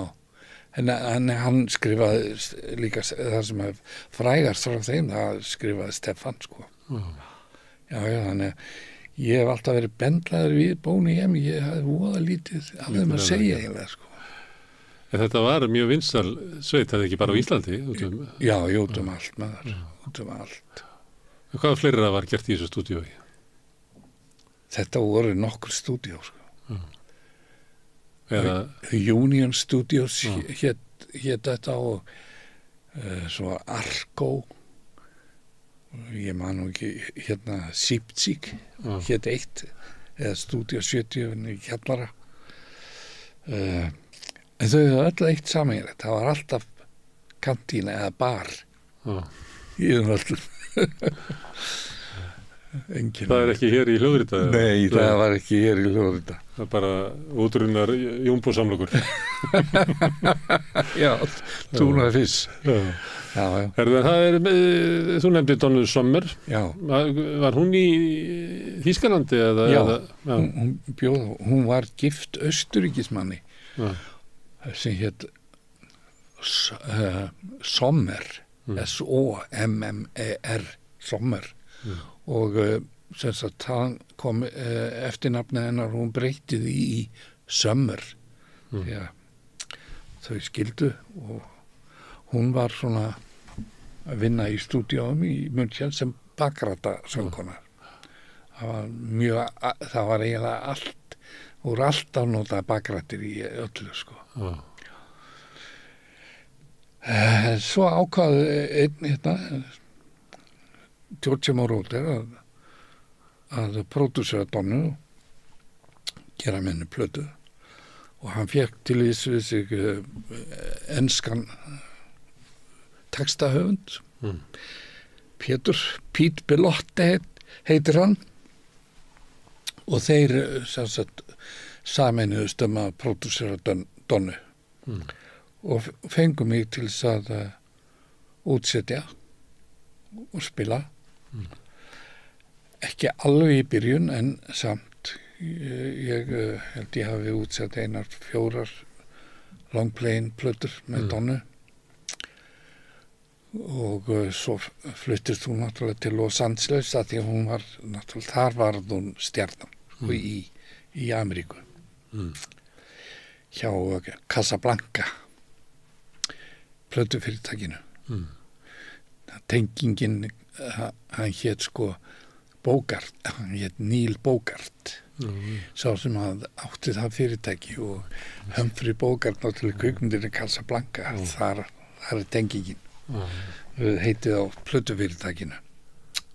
Er þetta að segja að hún hefði slegið í gegn eftir og fór frá ykkur? Nei. Með okkur, já. Og varð ein af stórstjórnum diskótímans. Já, bara diskódrottningin. Já. Já, og ég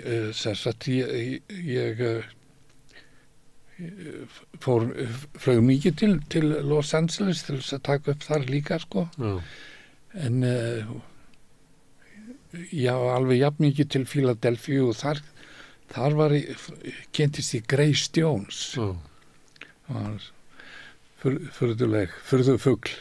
Furðufuglinn Grace Jones. Og það var bara alveg ágætt.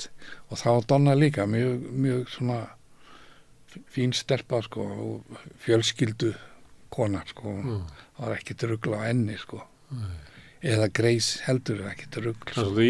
Ólíkt svona ímyndin, sko, myndin af Grace Jones, það hægt að skera sig á henni bara. Þetta svo töff og kvast. Æðislega töff, sko. Hún var náttúrulega bara tísku íkon. Alveg ótrúlega. Já. Hún var skemmtileg. Hún var mjög skemmtileg típa. Já. Og varstu að útsetja fyrir hana? Já, ég gerði eina plötu og ég var meira að segja, sko, það var oft þannig að þegar voru nýlög að það þurfti að syngja, sko, það sem við kallum skrats-vókal. Bara svona röff, syngja laglínuna fyrir artistan til að læra lagið, eða laglínuna. Já, hún kannski kemur ekki fram í undirlegnum.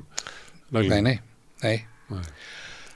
Sá sem að pródúseraði Grace, Tom Moulton, hann var frægur fyrir að endurmixa lög fyrir diskotekin, sko.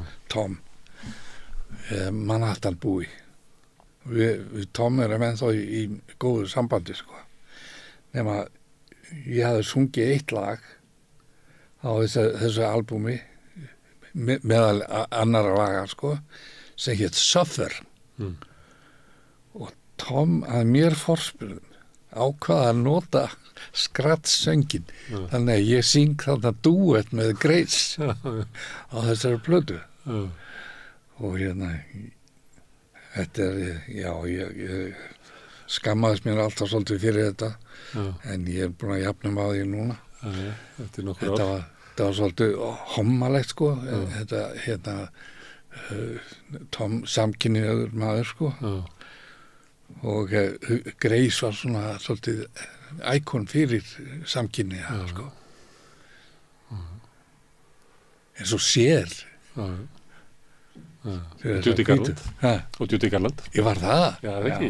Ég veit, það getur vel. En þetta náttúrulega, einhver leyti diskói kemur líka upp úr svona homoklúbum. Já, það er rétt. Svona upprist sem að er þar. Þá hefur maður séð það því haldið fram. Ég rætur að reykja í svona upp úr 70. Nákvæmlega. Þroskast þar og þróast áður þetta fyrir yfir almannamarkað. Nákvæmlega. Er ekki Eurovision að fara þangað sömu leið bara? Jú, já, það er líka. En þetta er líka tímabil kókaín. Já. Þetta er tímabila sem er svona hápunkturinn eftir pilluna og fyrir AIDS. Já, nákvæmlega. Þetta er svolítið trilltur tími, byrjuði svona 1980. Já. Þetta er trilltur tími. Algjörlega. Algjörlega. En þú mistir að því, varstu verið í stúdíu? Já. Það er svo eins og maður er ekki alveg ókunnugur, sko, en ég ánetjaðist aldrei, sko. Sumir bara verða að halda áram, sko. Þú er náttúrulega hlýtur að það eru margir sem bara brunnu upp á þessu kókaini, sko. Já. Ég lendi aldrei í þeim vítaring, sko, sem og maður geta farið mjög illa bara á fáum árum. Já. Og orðið bara óbærilegir. Það étur upp svona persónuleikan og menn verði ekkert nema. Já, það er ekki gott að verða fíkill, held ég. En hvað heitir hann, Giorgio Moroder. Hann er mikill mótor í þessu. Já. Mikil lifandis ósköp. Hann átti þetta stúdíó sem var í kjallara í hóteli. Arabella hét hótelið. Og stúdíóið kallaði Musicland. Það var bara heimsfrægt stúdíó. Rolling Stones komið hana og tók upp. Það saga frá því þegar þeir tók upp þetta albúm sitt í Musicland að þeir voru sko yfirleitt með 2 hljómborðsleikara eða annan korn sko. Það var Nicky Hopkins frá Englandi sem spilaði með Beatlesum á þeirra upptökum eða Billy Preston, alveg eins og Beatlesinir sko. Steinarnir voru með annarkvort þeirra og hvorugur gætt mætt í þessa session í München. Og hvað gerir maður þá? Já, þá var spjótan beint að mér hvort ég var til í hjallan og nema á síðustu stundu þá meldaði sig Billy Preston þannig að ég misti af þeim því nossi en þeir leigðu að mér orgelið í staðinn. Það ekki alveg sko. Nei, ekki alveg saman lutum en þannig að maður hefur svona nuttast aðeins utan í þetta allra frægustu. En eins og Billy Preston, hvað er hann góður spilari? Hann var æðislegur sko, hann dó fyrir 2 árum síðan held ég. Já, hann var hann líka einn af þessu sem er bara eins og bara músíki sé bara einhvern veginn í honum beint úr kirkjunni maður og hann spilaði með Ray Charles líka sko getur sungið alveg frábærlega vel alveg æðislegur það er og þetta gospel element sko já þegar ég er sorgmættur í sálinni þá fer ég stundum inn á YouTube og spila það sem hann er að syngja Harrison-lagið. Já. Hvað er það nú aftur? My Sweet Lord. My Sweet Lord, alveg rétt. Ég hef séð það á YouTube líka. Það gerir þetta svo, ég veit ekki hvaðan þetta kemur sko. Þetta er bara, þetta er sálarsöngur sko. Sem að tekur þetta lag eftir George Harrison sem er ekkert þarna. En einhvern veginn bara blæs í það einhverju svo miklu lífi. Já. Að því að nefnir George Harrison þá er einn heimsfrægur gítaristi Robin Ford spilaði með George Harrison og eiginlega öllum. Hann kom til okkar og heimsótt okkur í Abbey Road og spilaði með okkur 2 eða 3 lögum bara frítt. Hann þekki Bjössa Tór sko. Svo það er gaman að segja frá því. En ég fyrir einn í annað. Já, en við skulum bara fara fyrst og ferði í Abbey Road. Þú ert að koma þaðan. Já. Það sem ert með þetta er svolítið skrítin hljómsveit. Já, það má segja það. Þarna er hverjir eru þetta? Já, sko, fyrst þá á skilsmér Pétur Hjaltistedt sem var á píanó á þess að hugmynd ásamt Líð Árnasyni og Írisi, konu hans. Síðan er og hugmyndin er hver? Hugmyndin er hver? Að taka upp nokkuð lög þarna. Nú Þorvaldur Gylfason hann er í þessu bandi og samdi eitt lag og syngur í því líka. Þarna er Tryggvi Hubner á gítar. Þarna er Björn Thoroddsen á gítar. Ég er á orgel og Þorsteinn Gunnarsson sem áður var í stjórninni, heilaskurlæknir með meiru sko. Hann er á trommur. Æðislega fyrir trommari. Hann er núna yfirmaður í sjúkrahúsi í Gautaborg, býr þar. Þetta er skrítið, þetta er svona bílskursband. Já. Svona menn miklir tónlistamenn hana, sumir áhugamenn. Ég gleymdi einum, Jón Kristinn Kortes, bróðir Garðars heitins. Kortes, hann er á bassa. Kórstjóri. Já. Og tónlistakennari. En þetta er svona bílskursband manna á hvað er gamall? Ég er 8 ára. En ég gæti sagt að vera nýræðisaldri. Já, ég er á nýræðisaldri, það er rétt. Þetta svona, þetta eru bara líklega raðað saman bara hverju menn vilja hitta og vera lokar inn í stúdíóinu. Ég held það bara, en sko, það fækkar ekki djópánu hjá mér, sko. Það hafi sjaldan verið mikið að gera núna, eins og núna þessa dagana. Og hvað er þetta að gera núna? Ég er að vinna í plötu fyrir Gamma, ég er að vinna í plötu fyrir Jóa Helga. Og ég er að vinna í þessu verkefni okkar frá Abbey Road. Ég er með það í græjanum mínu, sko, Pro Tools, og er að mixa og snurfes og þú veist, það eftir produksjón, sem sagt. Já, og síðan fæ ég alltaf annað slagið, sko, verkefni frá symfóníuhljómsveitinni fyrir að útsetja fyrir börnin. Hún Hjördís sem er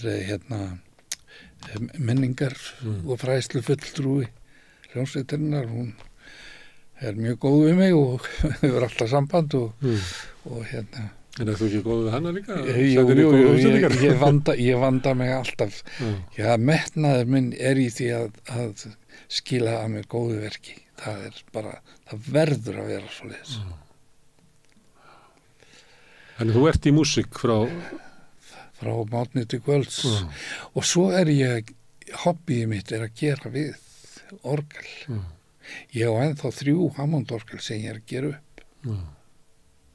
Þannig að þú mætir einhvern tíðan í tónastöðina þá sérðu eflaust orgel frá mig þar. Innan tíðar. Hver kaupir Hammond-orgel í það? Sá sem keypti síðast Jökull í Kaleo bandinu. Hann keypti M-orgel og Leslie með sem ég hef búin að doktora mikið og snurfusa við. Þetta eru minni típunar, kvöldu Spinnet. Það er að segja konsel, orgelin stóru, þau eru með 5/8 tveim hljómborðum. Þessi minni orgelin eru með bara, ég man ekki hvað er margar 4/8 og liggja svona á ská neðra hljómborðið og efra hljómborðið. Kvöldu Spinnet. Jökull keypti eitt slíkt. Og þar var ég búin að setja í bassa fyrir vinstri hendina sem yfirleitt bara ekki í þessum organum, sko. Þannig að þú getur spilað einn og spila bassa með vinstri. Það er einhverlega svo lítill pedal, það er bara 12 nótur í pedalnum á því, en á stærri orgelunum 25 nótur. Sem þú spilar með fótunum? Já, spila bassa. Eins og á kirkjuorgeli? Já. Hefur spilað á kirkjuorgel? Já. Og hvað er það? Það er bara dása, en ég er skítrandi við það, sko. Ég kann ekki beinta að það registrera þau og þau eru svo viðkvæm, sko, ef þú spilar eitthvað eða rekst í vitlaus á nót og það gargaðu á þig, sko. Þetta er miklu vinalegra á Hammond-orgelinu því að það er volume-pedal sem að maður notar óspart, sko. Hann er bara eins og belgurinn á harmonikunni, sko, þessi volume-pedal. En þessi kirkjuorgel, ég meina, fyrir mörg 100 árum. Já. Verða bara, þú sem sveitastrákur hefði labbað inn í kirkju og heyrt í þau, þetta hefur verið stórkostlegustu, sko, vélar síns tíma. Já. Þetta er ekki smáræðis fyrirbrigði, sko. Þetta er alveg ótrúlega mekanismi, sko. Alveg ótrúlega tengingar og vírar og Guðum að vita hvað, þetta er alveg magnað, sko. Alveg magnað. Þetta gat maður er búið til, bara til þess að búa til músík. Líklega er þetta, sko, mestu verkfræði undur síns tíma. Úr orgelin. Ég gæti trúað því. Já. Þetta er alveg stórkostlegt, sko. Já. Og við eigum, að minnstakosti einn snillinga að búa svona til. Björgvin heitir hann. Já. ég held að hann búi á Stokkseyri, Já. smíðar orgel fyrir kirkjur landsins. Já. Herðu, þú sagðir 8 ár sem hefur verið í... Já, tæp 8 ár. Þú er líklega skilið á þessu tíma? Með við tímann sem þú ætti að segja? Hvað segirðu? Þú er líklega skilið við konuna á þessu tíma?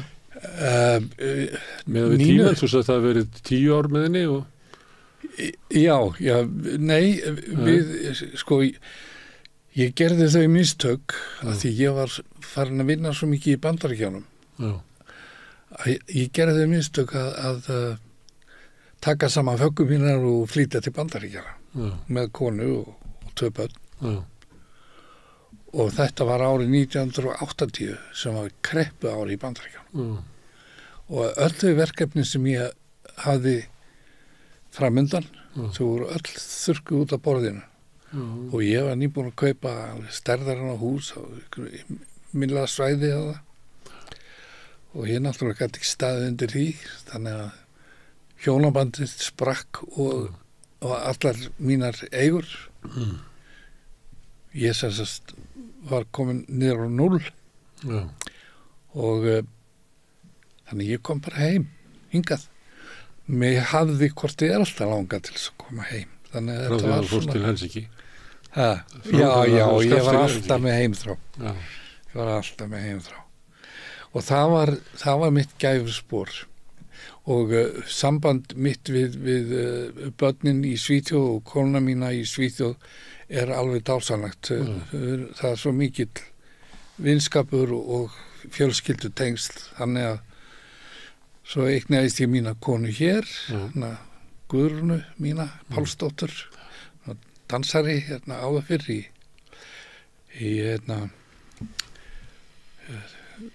danshóp Þjóðleikhússins, listdansara, ballettdansara hóp. Við kynntumst á ferðum landið. Við fórum ferð sem að túr landið sem var kallað Þórskabarett. Þetta var hópur úr Þórskafi og maður stötti Jörundi, þetta skemmtikrafti og eftirhermi eða uppistandara. Hann stóð fyrir þessum túr. Það var Latti og 4 stelpur úr dansflokknum íslenska. Og þar kynntist ég konunni minni. Og við hefum 2 dætur, Sóleyju og Sunnu Margréti. Sóleyju á 2 dætur, það eru þau barnabörn sem ég hef fengið tækifæri til þess að umgangast. En ég á 5 barnabörn í Svíþjóð og 1 í Sviss. Og 1 í Sviss. Já. En þegar þú kemur heim, þá er náttúrulega svolítið breyting á þínum svona músikhögum. Já. Ég var náttúrulega, ég var náttúrulega bara svolítið brotinn á sálinni bara. Já, út af þessu svona fjárhagslega skipsbroti. Já. Þannig að það er ég óska engum þess að vera blankur í Bandaríkjunum. Nei. Þannig að það er engin miskunn. Það er engin miskunn. Þannig að ég þurfti svona smá tíma til þess að jafna mig á þessu öllu saman. Ég var svo heppinn að vera í hljómsveit með Rúnari Júlíusinni, mái mínum og Mæju systur, og við spiluðum bara töluvert mikið og Rúnar og Mæja voru yndisleg Þannig að ég var bara kom hingað í faðm fjölskyldunar sem var... Og lengi að jafna þig bara? Já, það kannski sást ekki mikið en ég fann það bara sjálfur. Sjálfsmyndin breytist maður verður óöruggur. Það er bara svoleiðis. Maður verður fyrir þetta er áfall Er það áfallið, er það verða ekki svona fjárhagslega öruggur? Já, sko, mesta áfalli skilnaður. Já. Það verst að díla við það. En þú vildir ekki skilja? Nei. En hún gat ekki þolað þetta? Nei, auðvitað ekki. Hún var sakaði þig kannski það? Öðru vön. Hún sakaði þig að hafa... Já, kannski. Hún sakaði mig nú reyndar aldrei. Það reynir mikið á sambönd þegar það eru fjárhagslegir erfiðleikar. Heldur betur. Já. Og ég var náttúrulega með glýju í augunum Bandaríkin. Ég gerði mér enga grein fyrir hvað Bandaríkin voru fyrir en ég var fluttur á það. Meinar þau hvað þau eru raunverulega miskullaus og grimm, samfélag byggt á ofbeldi? Já, og yndislegt fólk þarna innan, en þjóðfélagi sjálft stór bilað, eins og við sjáum bara núna þessa dagana, hvernig þetta fólk í huga að óta fram svona fáraðingi eins og Trump. Ég bara skilði það ekki. Nei. Það nú að stundum erfitt að skilja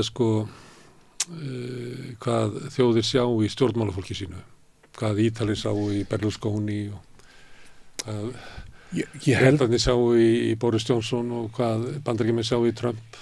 Ég held að þetta sé vegna þess að fólk illa upplýst og það nennir ekki að hafa sig eftir fróðleik. Bandaríkjamenn eru undar ótrúlega illa upplýstir. Upp til að hópa. Og sömuleyti vita af því sjálfur. Já. Að þeir vita ekkert heiminn. Nei, og þeim eiginlega slett saman. Til hvers ættu þeir að kynnast einhverju sem svona afgerandi lakara. Já, þeim finnst þau, bara miðju alheimsins, það snýst allt. Já, skrítið. Já, og hvað gamall þegar þú kemur heim, svona svolítið vengstíður? Ég fæddi 44, ég kem heim 82 og hérna ég hef verið hérna í 4 ár áður en ég fór aftur út til Bandaríkjanna. Fyrir landsins? Til fyrir landsins. Það var það var hérna svartur pródusent sem að þekkti mig frá því að ég var að vinna hérna á Manhattan og vildi fá mig til liðs við sig. Og ég var þá Guðrún vorum í sambúð og ég þess að hún tók að sér að hérna alveg dóttur mína Sóleyju og þær komin til mín bara í heimsókn á sumrin í 3 mánuði eða svo þangað til hún þurfti aftur að fara að vinna í dansflokknum og ég var þarna út í White Plains sem er norðan New York borg svona 40 mínútur með lest það var bara alveg prýðilegt og ég var semst að vinna og bjóð þar í blökku hverfi blökkumanna og þetta var blökkumaður sem ég var að vinna fyrir og hans fjölskylda alveg dásanlegt fólk og það ennþá góð tengsl, hann lést nú í fyrra hann væri vel en músíkin var svört rhythm and blues og alveg hræðilega leiðileg. Hvað gáttu, af hverju vildu nota þig í þetta? Bara því góður músikant og bara hérna kunni að búa til rhythm and blues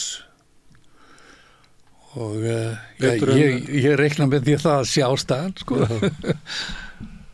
en já og sastu þarna og var að semja ég var að semja lög og það veitu hvað var hræðilega leiðilegt þessi músík þessi músík það svo mikið nostur í kringum þetta og það var svo mikið pæling að ná rétta bassatrómusamtunu, rétta sneltrómu. Þú eru að nota hérna 808 sem var trómuheili, kábel og allt þetta, orkestra hits og hver að herma eftir öðrum, skilur við. Allir vildu fara í hérna hvers annars föt í músikinni. Og þetta var bara svo leiðilegt. Þetta var svo mikið, maður var í stúdíu, þegar við fórum í stúdíu, alveg frá því, sko, frá rauðan morgun, sko, hangandi yfir þessum soundum. More cowbells. Já, þetta var ekki gaman. Þannig og svo var ég að drepast úr heimþrá. Já. Þannig að þetta var ekki góðu tími. En hvað er það langur tími? Ég tóldi þessu til 1990. Þá kom ég heim. Hvað er það, 6 ár eða? Frá 86 haustið. Nei, þetta eru 4 ár. Og þá er ég búin að vera sko 80, 81 og part af 82 í Bandaríkjunum. Þannig að allt eru þetta 6 ár, svona rúmlega kannski. Dvöl mín í Bandaríkjunum. En ég kom að alkomin heim 1990 og byrjaði að kenna innan við FIH, tónlistarskólan. En fyrir tíminn sem þú teima, eða ekki fyrir tíminn, þannig að þá kemur þú heim með ótrúlega mikla reynslu. Já. Og ert náttúrulega mikill músikant. Var það þannig að það var eiginlega bara fjölskyldaðinn, Rúnar og Maja sem Nei, það var nú meira, sko. Svo fyrst meira. Já. Stundum ekki að Íslendingar verið svolítið svona, þú kannast við það, þegar Albert Guðmundsson kom heim úr áturumennskunni. Ég veit það. Þá gæti ekki notað hann, sko. Já, ég veit það. Það var bara FH, held ég að vera áðan til þess að þjálfa og það var ekki eins og valinn í landsliðið. Já. Og var á varamannabekknum og þeir mættu Fraklandi og Fraklandi sögðu bara, holy shit, við hverjum erum við að fara að mæta ef Albert var á varamannabekknum. Já. Það var ekki þannig. Nei, sko, ég lenti náttúrulega í svipuðu. Ég fann alveg fyrir því. Já. En ég, ég stjórnaði til dæmis í Grifju, þjóðlíkursinu, Gæjar og Píur. Ég tók við af sem erlenda hljómsveitarstjóra þá og var eitthvað, ég held að vera að vori. Þannig að, og síðan var ég svona í upptökum hér þar og Bjössi Tór fékk mig til þess að vera með í jazz hljómsveit sem að þeir höfðu stofnað, Gammana.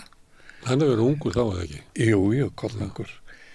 Ég fór ekki í ferðina með Bjögga til Rússlands. Nei. En Maggi Kjartans hringdi mig og spurði hvort ég væri til í að vera í bandinu, fara með til Rússlands. En ég hafnaði því. Mér langaði ekki í þá ferð.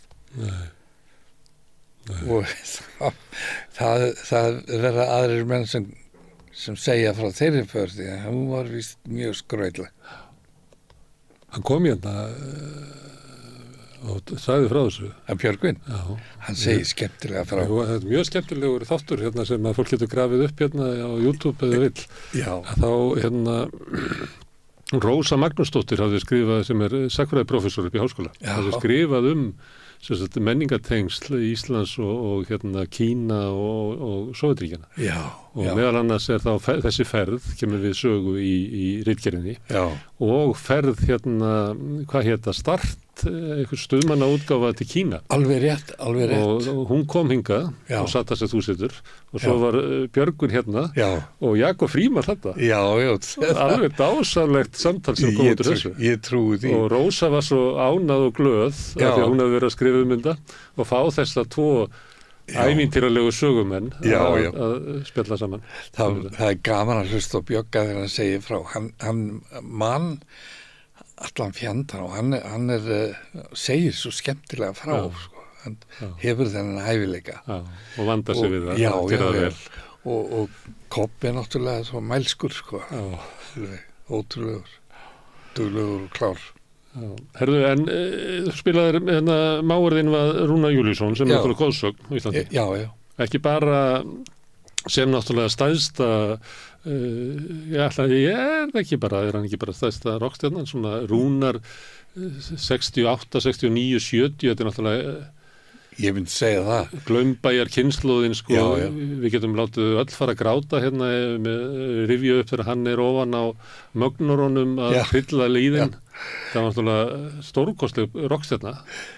Hann sagði, sko, það var sagt hann var í frægustu, vinsælstu hljómsveit Íslands. Hann var í landsliði Íslands í knattspyrnu. Hann var giftur fegurðardrottningu Íslands. Toppaði það. Ég sá hann spila á Melavöllinu eins og Já. Og hann spilaði svolítið, að mér minnir að ég var náttúrulega svo lítill, sko. Já. En mér minnir að kannski var það því að hann var svo mikil ljóm í kringum hann. En mér fannst einhvern veginn allt sem hann gerði væri svona pínlítið öðruvísi, sko, en hinu voru að gera. Já. Mér finnst það meira, hann er kannski gert allt sem að hann var sko hversmanns hugljúfi. Svo er það alltaf ég að koma að, hann er bæðið náttúrulega sér ótrúlega rockstjarna og svo er þetta hvernig menn tala hann. Þá tala menn hann sem bara einstaka mann. Já, hann var mjög góður drengur, sko, og það var gott að leita til hans, enda fólk sem átti erfiðleikum með sjálft sig og margir, sko, ég man eftir einum Róna bara úr strætun í Keflavík, sko, hann gat alltaf komið til Rúnars og Rúnar, hann sagði að hann tók öllum vel. Yndislegu drengur. Gerði margt í tónlist, en hann er kannski ekki svona, hann er ekki fjölbreytilegu tónlistarmaður. Nei, hann er það ekki. Hann kemur bara með sinn tón og sinn stíl. Nákvæmlega. Og bara... En hann átti sína spretti þar líka, sko. Hann samtidig nokkur lög sem að hafa lifað og bara mjög góð. Hann átti alveg... Og tímabilið með Bubba og... Jú, GCD. Já. Og Dr. Gunni er náttúrulega eiginlega samtið fyrir hann lag. Já. En hann dó ungur. Hann fór of snemma, sko. Hann var með hjartakalla. Það var skipt hjartaloku í honum. Og það sem að varð honum að 40 var það ósæðin hún sprakk. Hún blæddi bara út, sko, innvortis. Það er ekki mikið sem að læknar geta gert við því, sko. Þetta er svo stóra æði. Það gerist fljótt. Já, þetta er sorglegt, sko. Hann fór frá okkur allt og snemma. Herðu, en frá 90, þá ertu búin að vera hérna, 92, eða hvað 90? Nei, bara 90. Hausti 90, byrjaði bara leið og skólinn byrjaði. Og bara verkamaður á akri tónlistarinnar. Já. Þú spilar og þú útsettur og þú komið alls konar verkefnum. Er enn í því, sko. En þegar við vorum búin að labba yfir ævina þína og ég var að stinga upp á því að hún væri svolítið þannig að einhver hnippti í þig og spurði hvort þú væri til í að gera eitthvað. Er þetta þannig að... Ég er alltaf til í að skoða hlutina. Og þá bara hafna maður því að það passar ekki. Þannig að koma til þín verkefni og... Já. En það er margir sem leita til þín. Er ekki svona hugmynd að íta því öllu í burtu sem allir eru að biðja um að gera? Nei. Og nú ætla ég að gera mitt. Já, þú meinar, já, það hefur svolítið, sko, það hefur svolítið staðið í vegi fyrir því að ég til dæmis semji lög. Ég hef haft svo mikið að gera í að útbúa útsetningar og fyrir aðra. Það tekur svolítið úr manni dampinn, sko. Já, en er ekki hugmyndin það að nú ætla ég bara að segja nei við að gera öðru fólki eða vinna fyrir það eða vera þessi verkamaður á akrinum. Nú ætla ég að búa til mitt. Já, nei, ég veit ekki. Maður þarf náttúrulega eiga fyrir salt í grautinn, sko. Nei. ég nú tiltölulega opinn. Það meira svona að fólk leita til mín áttu þetta eða áttu hitt í útsetningum, sko, því að ég á náttúrulega alveg gríðalegt orðið, sko, síðan að tölvurnar komið til sögunar, þá geymist þetta alltaf á hörðum diskum, sko. Þannig þú átt endalaust af útsetningum. Já, eða allt þetta gamla, sko, fyrir 1980 og eitthvað, það er allt tínt. Því ég er svo lítill safnari, sko. Ég passaði mig til dæmis aldrei að taka myndir af mér og öllu þessu fræga fólki sem að ég hef unnið fyrir. Þetta var fyrir selfie. Já, þetta var löngu fyrir selfie og hugurinn var bara alltaf svo opbúslega mikið við verkefnið sem ég ára að vinna.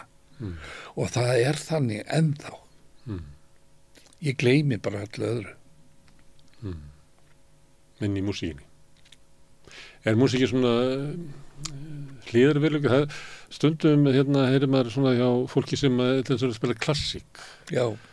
Að því það er að þú veist, vinna með kannski svona það mikilvægasta og dýfsta sem hefur verið sagt lífið er inn í músíkinni. Og þá kannski er svona dægurþrassið og svona, þá er það svo ómerkilegt í samanburði við það sem það er. Það finnst mann þetta að vera svona eins og þú getur eiginlega bara verið í skjóli í þessum heimi og látið hitt vera. Ég veit ekki hvernig það er, ég þekki það ekki sjálfur, sko. En ég held að, sko, klassískir píanistar eða hvað sem er, svo til dæmis trompetleikarar verða að spila á hverjum einasta degi til að missa ekki niður æfingum eða bara vöðvana í munninum, sko. Og ég held að þeir sem að með píanói sem hljóðfæri, ég tek nú bara píanói sem dæmi, auðvitað er þetta þannig með öll hljóðfærin, að sem eru vanir að æfa sig kannski allt upp í 8 tíma á dag eða og vita hvað, að þeim finnst að þeir æfa sig ekki 8 tíma á dag þá sé að svíkjast og þá missa þeir líka getu. Já. Því að þú verður að vera í þessari æfingu til að ná þessu og ef það dofnar að þá bara þá er klift ofan af því sem getur. En þú ert ekki þarna? Nei, ég er ekki þarna. Ég hefði kannski átt að komast þangað, ég veit það ekki. Það er bara ekki í mínu eðli. Herðu, en undanfarin ár, kannski svona frá hruni, en þá hefur maður séð þig svona í öðru kompaníi heldur en í músíkinni. Já. Þá er eftir í svona pólitík. Já. Ekki beint, sko, en þó. Ekki í flokkapólitík, en svona pólitík. Já. En þú var reynda varst ekki í lýðræðisvaktinni? Jú, þeir fengum mig til þess að vera á lista þar. Ég hef aldrei séð, ég er ekki sérstaklega góður í að tjá mig og tala fyrir framan fullt af fólki. Ég er ekki góður í því. En mér brá þegar hrunið var hérna. Mér bara, hvernig gat þetta skeð á minni vakt? Akkur vissi ég ekkit. Akkur vissi ég ekki neitt. Og allt í einu bara, svo ég fór að pæla í þessu, ég fór að mæta svona og fundi þar sem að menn voru að, svo Páll Skúlason heitinn, sko, var með svona kannski fyrirlestur og ég bara hreifst að þessu og mér fannst ég þurfa að gera eitthvað eða leggja mitt að mörgum ef ég gæti, sko.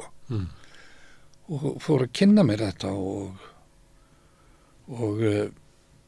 það náttúrulega, sko, þegar rannsóknarnefndi var sett á laggirnar og svona, maður reyndi að fylgjast með því öllu og síðan fóru umræðan að bæta stjórnarskrána því að hún væri kannski ekki alveg up to date, sko. Já. Þannig að ég fór að fylgjast með því og síðan var stjórnlagaþing kosið sem að Hæstiréttur let ginna sig út í að dæma ógilt og verður Hæstarétti úr dómskerfinu hér til eilífar skammar eilífar skammar þá var Jóhanna forsætisráðherra var, ég held að hún hafi nú beitt sem fyrir því að það var með sama fólki og kosu var að stofna svo kallað stjórnlaga ráð og það var með opna fundi í Verslunarskólanum og ég fór á þessa fundi þarna voru 25 fulltrúar og þeir sögðu nú í ganni sko að ég væri 27 að ég var svo duglegur að mæta á þessa fundi og fekk náttúrulega öll gögn og blöð sem að fundarmenn voru að díla við og mér fannst þetta eins og að setjast á skólabekk aftur að fylgjast með og ég var sem sagt einn af stofnendum stjórnarskrár félagsins og stofnað á Sal í Menntaskólanum 2010 og hef verið þar í stjórn síðan það eru sem sagt 14 ár og ég er svona ég er engin sérfræðingur í stjórnarskrár málum en og er í stjórn fyrst og fremst til þess að styðja við mína félaga sem eru miklu færar í því að tjá sig með þessi mál heldur en ég en svona félagskapur þarf samheldni það verður að vera að fólk finni fyrir stuðningi félaga sína til þess að halda þess áfram enda gefumst við ekkert upp við hættum ekkert fyrir hana það verður hlustað á þjóðina sem að kaus stjórnarskrár tillögur stjórnlaga ráðs 2012 þjóðaratkvæðagreiðslu 67% kusu með þessu nýja plaggi og ríkisstjórnin bara stingur í undir stól Það er bara þannig Þannig þú lítur á þitt hlutverk að styðja þau sem eru í svona Já, ég er ekki bakgrötum ég er ekki engin baráttumaður skilur En ertu einhvers vísari þegar nú eru 16 ár frá hruni í haust Já Ertu ykkur nær það hvað er að samfélaginu? Já, ég tel mig vera það það er náttúrulega bara taumlaus og búin að vera taumlaus spilling sem að fólk hefur bara neitað að sjá eða viðurkenna og þá á ég bara við fólki í landinu fólk vera sekt það að nenna ekki að setja sig inn í þjóðmálin og leyfa þá og vera upplýst fáum að raunverulega að ræna okkur auðlundum og ýmsum gæðum Já, og er ekki bara best að og svo framvegis Ég sá daginn hugtakið samdauna síki fólk eru fljótt að vera samdauna Já og sætti sig við ástandið Já, af því að það er þægilegra það er miklu þægilegra heldur en að hafa fyrir því að setja sig inn í málinu og hafa skoðun sem byggð á staðreyndum ekki bara að því að ég hef alltaf kosið svo og svo og ég ætla bara að halda því áfram Varstu pólitískur fram að þessu tíma? Nei, aldrei nokkuð tíma en mér fannst Þegar ég bóði þér upp á að tala pólitík 1970 eða 1990 þá eru bara sofnað algjörlega og það liggur nú að missi við núna en þetta ég skil ekki stundum þjóðina hvernig fólk hugsar eða hugsar ekki öllu heldur við eigum að taka meiri þátt í og hafa skoðuna á stjórnmálamennum okkar og þetta er fulltrúabundi lýðræðis við búum við. Það er ekkert lýðræði hérna fyrir nema á 4 ára fresti 1 dag þá er lýðræði hérna, þá getum við kosið. En eftir kosningum þá fara þær fram eins og þeim sýnist og við höfum ekkert það að segja. Það var einhver sem að sagði það Obama, að hann sneri sér að okkur fyrir kosningar og seldi okkur von, en eftir kosningar þá sneri hann sér að sínu raunverulega kjördæmi sem var Wall Street og þjónaði því. Já. Þetta svolítið þannig. Já, ég held að það eigi vel við hérna líka. Það bara stjórnmálafólki snýr sér að okkur í kosningabaráttunni og svo bara fyrir framan augun og öllum og hérna bara ótrúlegt hvað menn komast upp með hérna. En af hverju heldur þetta sé svona? Er þetta öðruvísi að því að þú nú búið annars þar? Er við einhverju hefur haldið fram að þetta sé bara við erum gömul vinnuhjú sem að lifðum ömurlegu lífi í baðstofunum hjá bóndanum og máttum ekki giftast og áttum ekki neitt og að þessi húsbónda ótti og fleira sig einhvern veginn og þau áfall að lifa við slíkar aðstæður að við höfum aldrei horfst í augu við það, sagan okkar er eins og við séum allir höfðingjar og við segjum höfðingjasögu, þannig að við höfum ekki horfst í augu kannski við þetta og þess vegna séum við svona veikari einhvern veginn gagnvart valdinu með meiri svona húsbónda ótta. Þetta er aðra þjóðir. Eru við öðruvísin aðra þjóðir? Eða? Það gæti alveg verið. Ég treysti mér ekki til að fullyrða neitt í þeim efnum en ég held til dæmis að þjóðverjar láti ekki bjóða sér þar sem að Íslendingar láta bjóða sér eða Svisslendingar. Þar sem að lýðræðið er virt. Það sem að fólk ver hugmyndina að ríkisveldi það séu við en ekki þeir. Já, eitthvað svoleiðis, já, þú orðar þetta mjög vel. Ég held að sé árið sterkari tilfinning núna fyrir því að ríkisveldi sé, eins og heyrir bara í umræðinni, að þing og ríkisstjórn séu að verja sérhagsmuni en ekki almannahag. Nákvæmlega. Þannig er það bara búið að vera í gegnum áratugina. Alveg frá því að Marshall peningarnir kom hingað þetta er bara með ólíkindum hvað Íslendingar eru bara hvað Íslendingar láta bjóða sér í íslenska þjóðun alveg að því að við erum rík og við höfum það gott það er kannski það. Ættum að geta haft það. Já, ættum að geta. Fátt fólk í stóru landi með miklar auðlindir, ættum að geta búið hér til stórkostlegt samfélag. Þetta er, Íslandi er bara æðislegt land. Það er ekki bara náttúrufegur, það er auðlindir.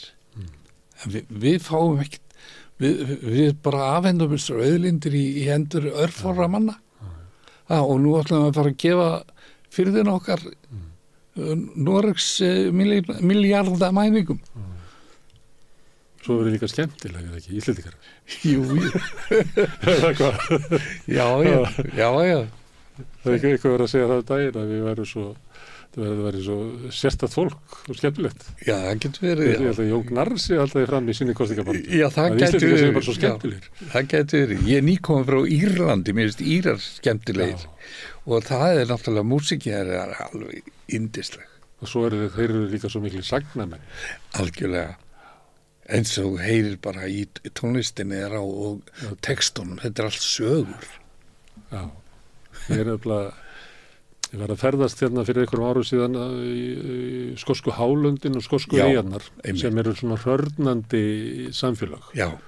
Og maður fattar ekki alveg með að maður er þar en maður er bara líka hrifinn af svona keltneskum áhrifum þar og líka skynja maður svolítið að einhver tíman áttu við sameiginlega sögu með þessu fólki. Já. En svo ég var að ferðast þarna með syni mínum, svo tókum við ferjuna yfir til Írlands. Já. Til Belfast. Ok. Og þá allt í einu bara ferjan full af börnum. Og þá fattar maður allt í einu það sem að vantaði á þessar hörnandi byggðir í eyjunum og Skotlandi voru börnin. Já. Unga fólki flytur burt. Þau farið burt sko og þeir sem flytja tilbaka eru oft eftirlauna fólk sem að kemur og þá komið í meiri kyrrð og kannski ódýrar húsnæði, eftirlaunum og getur verið að sinna hinn og þessu. En þannig komum við í ferjun og allt í einu eru bara börn upp alla veggi, mikið af ungum foreldrum sem eru sem að oft láta börni bara vera, ekki kannski svo eldri foreldrar sem að voma yfir börnunum. En svo fórum við inn í Belfast og þá er bara meðalaldurinn frá svæðinu sem við höfum verið bara að dunka niður og við fórum inn á svona, ég man alveg eftir, við fórum með svona veitingastæði og það var kannski stórt borð við hliðina á okkur að fólki að tala saman og þá sagði ég svona við son minn, við skulum bara hlusta á hvernig þau töluðu saman og það var svo þjálfuð sko sagnamennska sem að var í gangi að þú veist, sá sem að var með orðið, hann hélt í þá var búin að segja söguna, svo gekk á milli og þá var maður að búa til svona hvernig það geti staðið á þessu og ég bjóti kenninguna að það voru svo systkinahóparnir voru ennþá svo stórir að ef þú ert í 12 systkinahópi við kvölduraborðið þá verður að segja eitthvað skemmtilegt sko ef þú ætlar að halda orðinu þú getur ekki að halda orðinu með að vera leiðilegur og þannig er fólki sko þjálfað í sagnamennsku að þeir eru með svo stóran áhorfendahóp upparlega ef þú ert einbirni vendan á borðinu og tala við pappa og mömmu þá er þetta allt sem þú segir er dásalegt og þú æfir þig kannski ekkert í því að vera góður sagnamaður. Við eigum náttúrulega svona snillingar líka sko við Íslendingar. Við erum á margan hátt, finnst mér líkir já, við erum það en það sem að maður hlustar á leigubílstjórana það sem segja þeir mikla mannvitsbrekkur margir hverjir en unga fólkið er að flýja Dublin vegna þess þau hafa ekki efni að eignast húsnæði yfir höfuðu, það er eins og hjá okkur fólk býr hjá foreldrum alveg framöndið 30 sko það vill engin ungur manneskja búa við slíkt. Þetta er náttúrulega bara geðveiki þessi leigumarkaður hérna hvers slags frumskóður á þetta að vera hérna það fólki sé bóðu upp á þetta það vera bara fórnarlömb ykkur og okrar sko. Þetta er óbóðlegt. Konunum daginn að félagur í Eflingu er að borga upp í 70% ráðstöfunarfé í húsalegu. Hældu ekki því maður. Þetta ástand er slæmt í Írlandi líka og sérstaklega svo Dublin og svona ítir í burtu sko. Nákvæmlega. Svipað og hefur suminni gest í Reykjavík. Að túristinn. Venjulegt fólk eða þú veist, fólk með millitekjur og undir það flytur til Árborgar eða Reykjanesbæ eða bara Skaga af því að það verður alltaf erfiðar að búa hér það er þannig að svo þegar flóttamannastraumur kemur frá Úkraínu og víðar, hann kemur líka til Írlands og inn í mettan húsnæðismarkað og það endaði með því að þegar þú komst og baðst hæli þá réttur þið tjald það er þannig í Írlandi sko. Já, þetta er sorglegt. Sorglegt ástand. Það er ekki húsnæðismarkaður. Það er margt skrítið. Það er það. Þér finnst að almenningur er að taka svona meiri þátt í samfélaginu? Tímalaust. Og ekki reyndi sér að skilda fólks eða ekki. Ef við þegjum að þá eru við að ræna aðra. Já, að því við búum við þennan kerfi, sko. Við verðum að vera upplýst og veita aðhald. Gerum það ekki. Það mæta kannski 200-300 mannsnir á Austurvöll. Nema eitthvað stórkostlegt eigi sér stað, eins og þeirra hrinu var.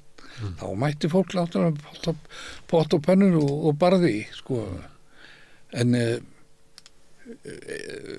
einhver önnur málefni eins og hérna leiguhúsna eða hvaða nú er sem að fólk mætir á Austurvöll, þetta er bara þetta er innan við 1000 mann sem að er þarna að hrópa einhver orð að Alþingishúsinu steininum Það voru 45 mann sem skrifuðu undir að þið vildi ekki Bjarnabein. Já, og hver hlustar á það? Ekki betur menn. Nei, það hlær bara. En það náttúrulega eitt sko sem að hefur gerst er að stjórnvöld eru miklu þolnari gagnvart andofi eins og ríkisstjórnin í búsaltabyltingun, hún fjall út af fjöldan sem var á Austurvöll en ekki síður sem var fyrir utan Þjóðleikhússkjallarann. Síðan hafa ríkisstjórnir þolað fullan Austurvöll, þær hefur líka þolað stórar undirskriftasafnanir, þær þola andof eiginlega betur núna heldur en var áður sko. Það er alveg magnað. Það er bara að brynja sig fyrir því. Það er alveg magnað. Hvað geta stungið hlutum undir stól bara og vita það að gullfiskaminni er það mikið hjá Íslendingum að þetta bara hverfur, bíða aðeins og þá kemur eitthvað annað upp, kemur gos. Já. Herðu Þórir. Já. Gott að fá því hérna. Þetta ekki bara í sæmilu stuði? Ég er í góðu stuði. Það er gaman að koma til, gaman að tala við þig, Gunnar. Þú ert alveg frábær. Gaman að fá þig? Já, ég hafði gaman að þessu. Mér finnst þú vera í, hvað er svona, gott spirit í þér? Já, það er það. Já. Það er... Mér hlakkar til þess að vera áttræður. Já, það er bara að tala. Já. En þú ert bara eins gamall og þú vilt vera. Þú ræður svolítið sjálfur nema að heilsan sé ekki í lagi. Mjög sem að verða áttræður í dag. Takk, ef ég má ráða. Já. Takk hérlega fyrir Þórir. Mín var ánægð. Og þakka ykkur sem að stöldru hérna við og hlustuðu á þessum laugardagsmorgni. Þetta viðtal verður endurflutt síðan seinna meir. Helgardagskránni framundan, úrval vikunar og síðan á morgun þá verðum við með þáttinn Sýnir Egils þar sem við verður uppgjör út af förstakostingunum. Hér líflegar umræður, heilmikið fjör í hátinn á morgun. Sjáumst á. Segðu það á Samstöðinni.